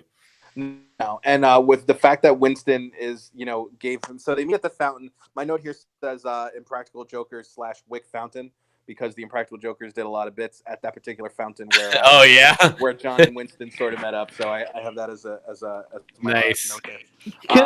Can we also mention? I know we talked about Cassie and him fighting, knife fighting and all that, but can we talk about how like it started like with like the silencers back and forth? Like, oh yeah, that's crazy, man. When they're walking through the train station and like they're holding the guns across their chest and there's like pop, pop, pop, pop, like they're each like popping back and forth each other. Holes are showing up in the walls, and like no one's acting like fucking anything is going on. I haven't watched as many action movies as probably any of the three of you, but like that was the most unique gunfight I've ever seen in my life. No, it was. Yeah, it absolutely it's pretty was. cool. Yeah, that was very. It's cool. up there. Now, mind sure. you, when they're going through the fountain, though, speaking of like, I think we talked a little bit about collateral damage. You can hear people screaming as they're shooting through the fountain. So even though they were using the suppressors, you can still kind of hear that. Still hear them. How did not hit somebody? Like, right. There's so many people all around them. Like even they miss each other. Like they should have hit at least like one innocent bystander. Like, just probability alone says they should have. Well, yeah, and suppressors don't suppress like that noise that they make in movies is not right at all. No, they're way freaking louder than that. They're still loud. They're just quiet enough to where ear protection isn't a freaking necessity. Yeah, this is terrible. You should still use it, but you're telling me that movies have lied to me. I'm very upset now. Absolutely. That's what happened. Well, I tell you about wrestling. Yeah. Kayfabe only. Wait. Your mouth. Wait. What? I don't. What are you trying to say? Have you ever heard of a guy named Mark Calloway? Yeah, he's like a golfer, right? He has a bunch of golf. Yeah, that's him. So you guys, Glenn Jacobs. while we're on the topic, I feel really bad. Tennessee. Yeah, that's him. So right after he gets the gun with 7 rounds, they did a great job of making sure they only shot 7 rounds. But then he disarms another guy, and he fires off about 21 bullets. And I'm like, I counted them. And I felt really bad because I hate being that guy, and I don't. No, he grabbed another gun, buddy. No. It was. I'm talking about. So you remember when he throws the gun, right? He discharges the whole weapon, throws the gun, disarms the guy. He fired off, I believe I counted 21 shots. So that was a Glock 17, and their extended mag is about 21 rounds. And how far out of the handle would that hang? We're getting like stupid into the way the bullets actually stack. If you want, I'll show you next time you come over. Right. Well, they sit staggered. Yeah, like it wouldn't really be that much further out of the handle for just an extra 6 rounds. Okay, that's fair. The normal magazine, I think, is like 15 rounds. Okay, I shot it. I hate myself for even bringing it up, so we can move on. That was a very nice Timber I had 1911, question, and he just, after the 7 bullets are up, he goes and just keeps killing people and taking their guns, which is an interesting little wrinkle that they do. Like he keeps doing that. What he's got to do. I think he was worried about the 7 rounds at first, because at first he's like, fuck, only 7 rounds. I think he was worried about potentially being faced with a room with a shit ton of targets instead of being able to mow through them one at a time. Because if he was in a room with a butt ton of people, it might have gotten really fucking hairy for a minute. But the fact that he only had he was going 1 or 2 at a time, it made it way easier for him to pretty much take their guns and use their ammo. I agree. John Wick, he would have figured out a way to fucking kill anybody anyways. He would have tried to start taking paintings off the wall and stabbing people with the corner of the fucking frames. Well, I mean, you saw what he did with a regular pencil. What do you think he would have done with a mechanical pencil? You think he just keeps those like in his breast pocket? He's got like a little wrist shape, like he moves his wrist and pops onto his hand, like Assassin's Creed type stuff. Yeah, for sure. Or like a butter knife.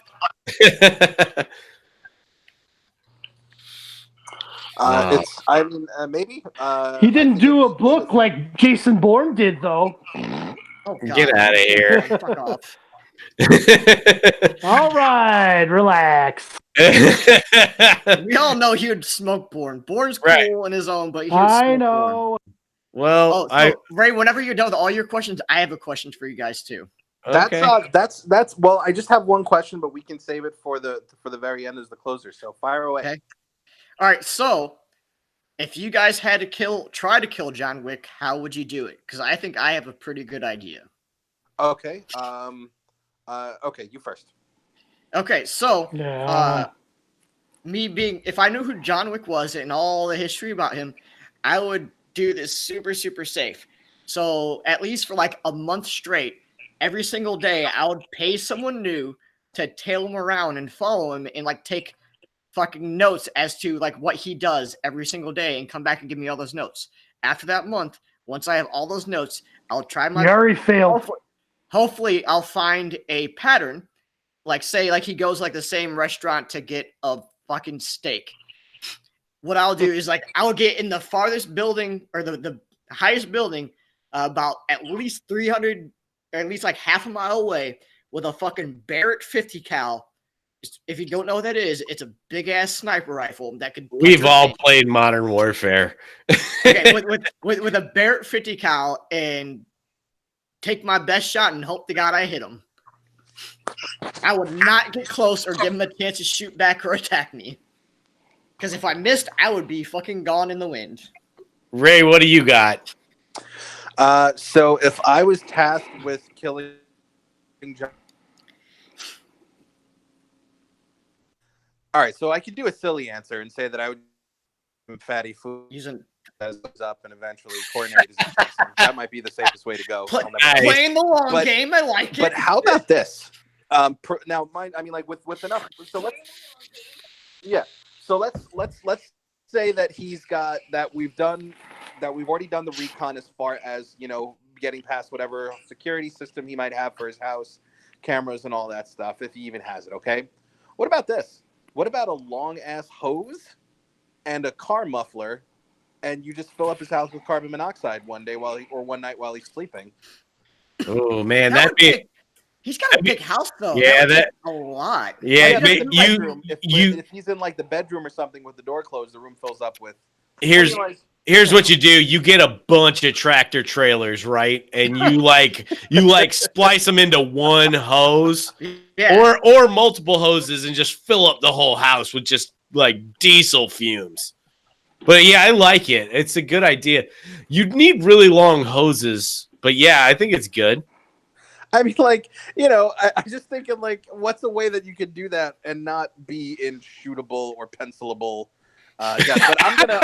My official. That's why I went for the sniper rifle at half a mile. Pencilable range is the new standard of ranges for sure. Yeah, pencilable. But I'm gonna stick with my first one. I'm going with a diet of rich cheeses and red meat. Nice. If he didn't eat him to death after the first movie, he's not gonna. Tank, what about you? Are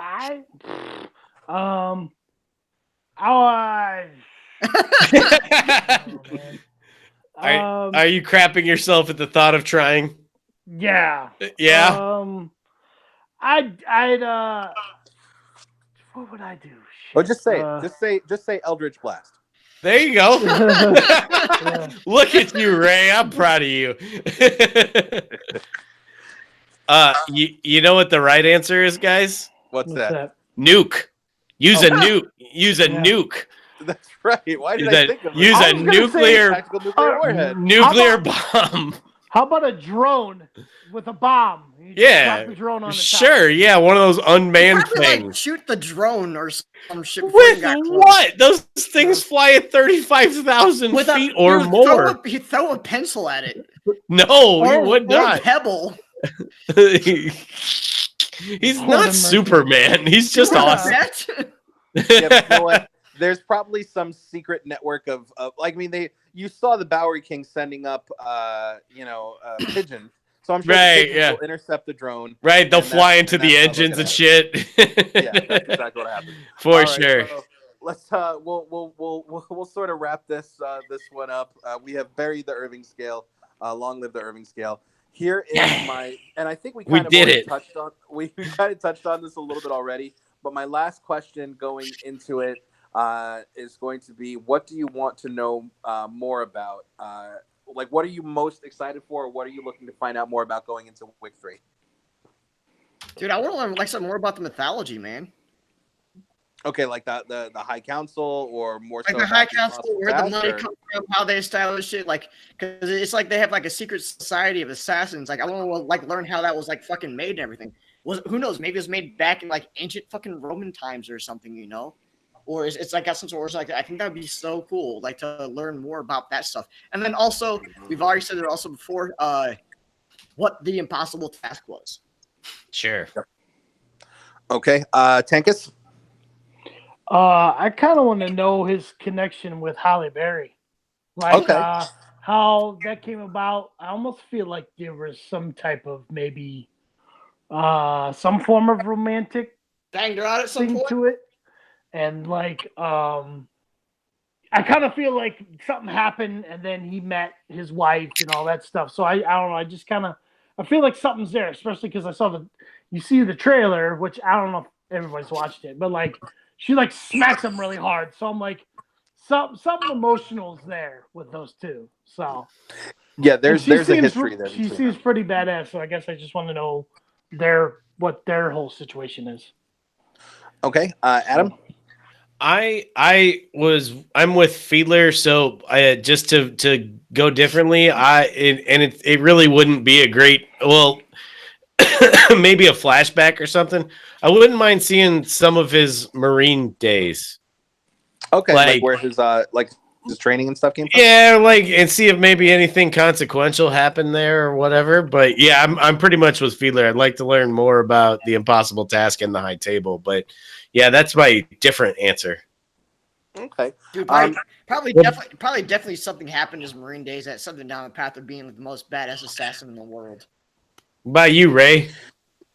So I think, I mean, at this point, you guys have sort of said it all. I mean, I think as far as I would love to know more about the high table, mostly it's just one of those things where, you know, how's he going to get out of this? Which I imagine we're all kind of wondering. And I think that's, I don't know, like I'd like to know more about the impossible task. Of course, would be amazing to find out, but.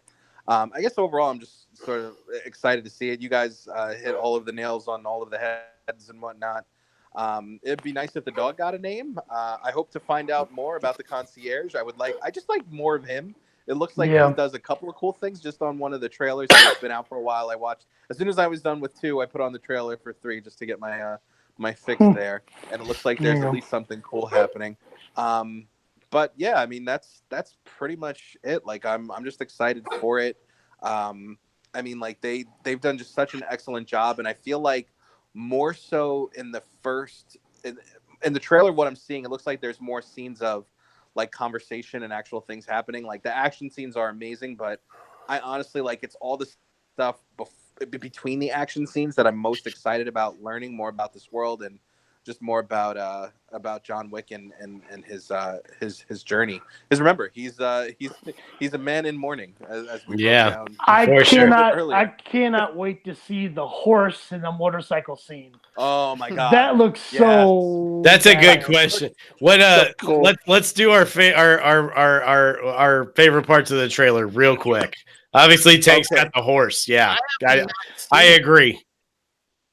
You didn't watch the trailer? No, because I want because half the time the trailers usually end up having like really cool scenes and that sort of like are see from the movie. And I don't know It's John Wick. You know there's bound to be about more. 2.5 hours of dope ass shit. Yep. This is probably like gonna be one of the few movies that I actually go to the theater for, like I did for Endgame. What about you, Ray? There's the scene, and I remember when the trailer came out, I was talking to you. I was talking to Adam and Tank for the people listening, for the people that might be still listening at this point. No, they're long gone. Hi, all three of you. Yeah, it's just us now. It's just us and the diehards. So the first trailer has the song, the Impossible Dream from Don Quixote, the Man of La Mancha. I have loved that song. I have a deep personal attachment to it, as I do with all things. The short version is that in late 94, I watched a 40-something-year-old George Foreman knock out the 20-something-year-old world heavyweight champion Michael Moore. I watched it at my best friend's house, my childhood best friend. He was the one that was on the Exercise in Negativity, my friend Charlie. And we watched George Foreman knock this guy out. But in the beginning of the show, they had him like sort of singing the lyrics to The Impossible Dream. And then he comes in, he's the 40-something chubby underdog, and he knocks out the world champion, he wins the title. And it's one of the songs that I think when I feel like I need to be brave and when I feel like I need to accomplish something that people might not be able to. That's cool. And then he goes on to make a grill. So I'm thinking what I really want is meat, but with less of the fat. And I want to name all my kids Ray. So George. So not only that, he burned Michael Scott, so he's got that going for him. This is true. That's the best thing he's ever done. So, but in the trailer, in the teaser trailer for Wick 3, they have the Impossible Dream. Of course, there's the Impossible Task. But the scene, and then here's where I'm trying to get to, the scene where they burst into the room and there's just that wide shot of the two dogs just jumping and attacking. So awesome. I lost it. I was so wrapped up in the character, and the song was pitch perfect. Shouts to Anna Kendrick. And the two dogs coming in, like being just a big dog fan and a fan of big dogs. I loved it. So I just completely, totally overwhelmed. So you like Roman Reigns? He loves Roman Reigns. Yes, Julie Liz. Water wet, sky blue. Yeah. My yard. So, but anyway, So I want to see that dog fight. I want to see them go in and kick ass because it just reminds me of just like that teamwork and how dogs are the very best. And of course, the dog would help you, fight an evil assassin syndicate that has targeted you for excommunicado. I got my ninja cat Morty. He's got my back. See, there you go. So we're sort of all there. I also want to know what Parabellum means in terms of the movie. Ask Adam fucking about Morty bopping him in the fucking face because he snores too loud. Well, I have the apnea. I too. I've got a touch of the app. Yeah. So here's a quick note for Parabellum, and I think we'll sort of end on this one. So it's got a double definition according to the Google. The first one is a type of semi-automatic pistol or machine gun. Okay. But it comes Latin for parare and bellum, which means prepare for war. Oh, shit. Wow. And the full context of it is si vis pacem parabellum. If you want peace, prepare for war. Oh, wow. Oh, my God. That fits in both. Without knowing the Latin, I was going to guess like something because parabellum sounds like a geometrical shape, like how it may go back to the beginning. But I like yours better since you actually did research and found out that one, it's a gun, and two, it's prepare for fucking war. It's just like if you want peace, and let me tell you, man, that this whole series it hits home for a variety of reasons. It's entertaining, it's motivational and inspirational. I don't want to go around shooting 128 people in the head. Or stabbing them or whatever, but when you got to get stuff done, man. Johnny Wick being a man of focus and determination, that'll do it. And sheer fucking will. And will, yes. So that title, honestly, it goes perfect with the series because he was living peacefully. A guy comes in, kills his dog, steals his car. So the way he rectifies that is by fucking them up so they don't come at him again. And then this other guy comes in, he's like, "Oh well, you're back now, so you have to do this. Otherwise." And if you don't do it, I'm going to blow up your house, which they did. So he has to go and kill people to get his peace. And in the end, ends up causing him to have to, once he, in a way, gets to his inner peace again, he gets excommunicado. I can't fucking say that. So once again, he's going to have to fight to get his chance at peace. Yeah, I mean, like, they crushed it with the title. At first, Parabellum, I'm like, all right, So these people looked up a word, and now this is what the movie is called. But they really crushed it. Well, then also the fact that it's Latin sort of goes along with like how it seems like he has fortune when he went to Rome, or in the second one, that it seemed like the Assassins Guild or whatever the hell they are was more entrenched there, was more a part of the society. Stems from there more. Yeah, so Latin's like one of the oldest base languages we have on this world. So it just sort of goes back to, I guess, throwing back more to like the beginnings of what this assassin stuff is. Yeah, the mythology of their world, which I think is sort of cool. Yeah. Well, he's also got "Fortune favors the bold" in Latin tattooed on his back. Yep. Absolutely. Yeah, which is it's pretty cool. And that according to the Internet Movie Database, that's also like a military thing. Like, oh yeah, that's the big Marine. It's mostly associated with the Marines, but it's like some other stuff. Marines and Special Forces. That's a big phrase for Marines and Special Forces. Yeah, I was like, that'd be a really cool tattoo, and then I looked up and I saw that it's military, and I'm like, nah, bro. I cannot hang. Maybe I can get Parabellum tattooed on me. All right, that's it. We're all gonna get Parabellum tattoos when I visit. Sweet. That's what it'll be. Okay, cool. All right, guys. I think that's it. I think we have covered all our bases. And true to form, my brother Mario is waving the pen, which means it is time to end the match. To all the listeners out there, thank you so much for supporting me for I Like Liking Things and Exercise and Positivity's second season. I already have maybe 12 or 13 episodes already sort of in mind, 13 episodes in mind for season 3. Going to try to do some special things, talk to some brand new people, and of course bring back some returning favorites, much like we did today to close out season 2 of I Like Liking Things and Exercise and Positivity with my wonderful guests, Adam, Mike, and Tankus, the geniuses behind the Junk Drawer podcast. So gentlemen, thank you so much for being on the show. Thank you for being a wonderful sounding boards and guests and friends and all of that. Thanks for having us, buddy. As far as I go, as far as the show goes. So after I'm Ray. 2+ hour circle jerk, John Wick. you try it again. They missed it. No, this is true. Our wicks were very hard. Okay. I'm Ray. I'm Mike. Josh. I'm Adam. There it is.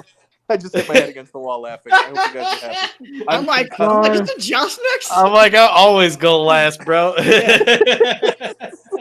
I always go first. I know, you should have went before Fiedler. Yeah. Well, I'm used to going second, so Ray hey guys, that was a runaway train that was never coming back. Oh, Soul Asylum. Lord of mercy. Oh my God. Coming soon, Concierge and the Dog and Peter Stormare in Love is with a fucking pencil. No, the movie will be called Soul Asylum. Next time he's gonna use a fucking toothpick. Yeah. Yeah. Just up the ante a little bit. Okay, wait. Right, before we go, Mario has put down the pen. Give me. No, wait. He has a pencil. He's gonna kill me with it. Yeah, I know. That's true. Give me something more ridiculous than a pencil. If he says John Wick is the man that killed 3 people with, I'm gonna go with a flexi straw. John Wick is the man that killed 3 men in a bar with a flexi straw. Oh, what do you guys have that would be even more ridiculous? But tampon also in the realm of possibility. Tampon. Okay. I got tampon. I want to go last. Okay. Tank? A chip clip. Yes. All right, Fiedler. You better bring it after that. A D20. Okay. He's rolling nat 20s every time. Oh, nat 20s, baby. Some pointy dice. He just jams 2 of them in dude's eyeballs. Yep. And just pushes them in. He's just got like a slingshot and maybe a dress sock filled with these. I feel like those 2 just looked around the room and picked stuff and it worked. Yeah, I don't have chips around me. I don't know what you're talking about. I don't have my dice thing or dice rolling case with all my dice out on it next to my computer. Me either. Oh my God. We got to get out of here. All right, guys. Thank you so much for being on the show. Everybody, thank you so much for listening. So the show will be back. We're on hiatus for 4 weeks. I'll be on a bit of a social media hiatus as well, just to sort of take the rest of the NBA playoffs. I've got a very special event coming up at the end of May. And then just a couple weeks of summer vacation. There's going to be a couple of familiar people with the first episode of season 3. We're going to talk about the happiest place on earth, a magical kingdom, if we will. And I'm hoping to have Taco another Bell! episode drop. Taco Bell. It is not Taco Bell. I can tell you that. Okay. So, one last thing. Sorry, I hate to do this to you, Ray, but Taco Bell is actually making like a resort that's all Taco Bell themed. This is amazing. Where are they doing Yeah, this? where? It's South of the border. It's supposed to be somewhere. Oh, cute. It's supposed to be somewhere in Florida. It's supposed to be somewhere in Florida, I think. That's fantastic. That's where I am. Yeah. That's Yeah, great. I saw I would that news stay today. at I'm like, Taco Bell. like The they boot of showed America. pictures of their pool, and they have like rafts that are shaped like Taco Bell, like sauce packets. Mountain Dew Baja Blast fills the pools. Yes. There's not one part of me that has a problem with that. That would be amazing. To be fair, that would be south of the Georgia border. Fair. This is true. This is true. Oh, wow. All right, Mario has given up, and he's just thrown all Mario's the throwing the pennant, Ray. He's getting more pens to throw. He's got more pens. He's got highlighters. There's a felt tip pen, a magic marker. All right. Even Panko's wondering what the fuck is going on. Yeah, Panko's in the other room like, dude, shut up already. All right, guys. Thank you so much for being on the show. To my audience and my listeners, the dozens and dozens, thank you so much for being a part of the show. And that's it. This is I Like Liking Things and Exercising Positivity. Special thanks to my guest, the Junk Drawer Podcast. Mario's holding up the pen, which means it's time to end the match. So there's only one thing left to say, and that is Josh.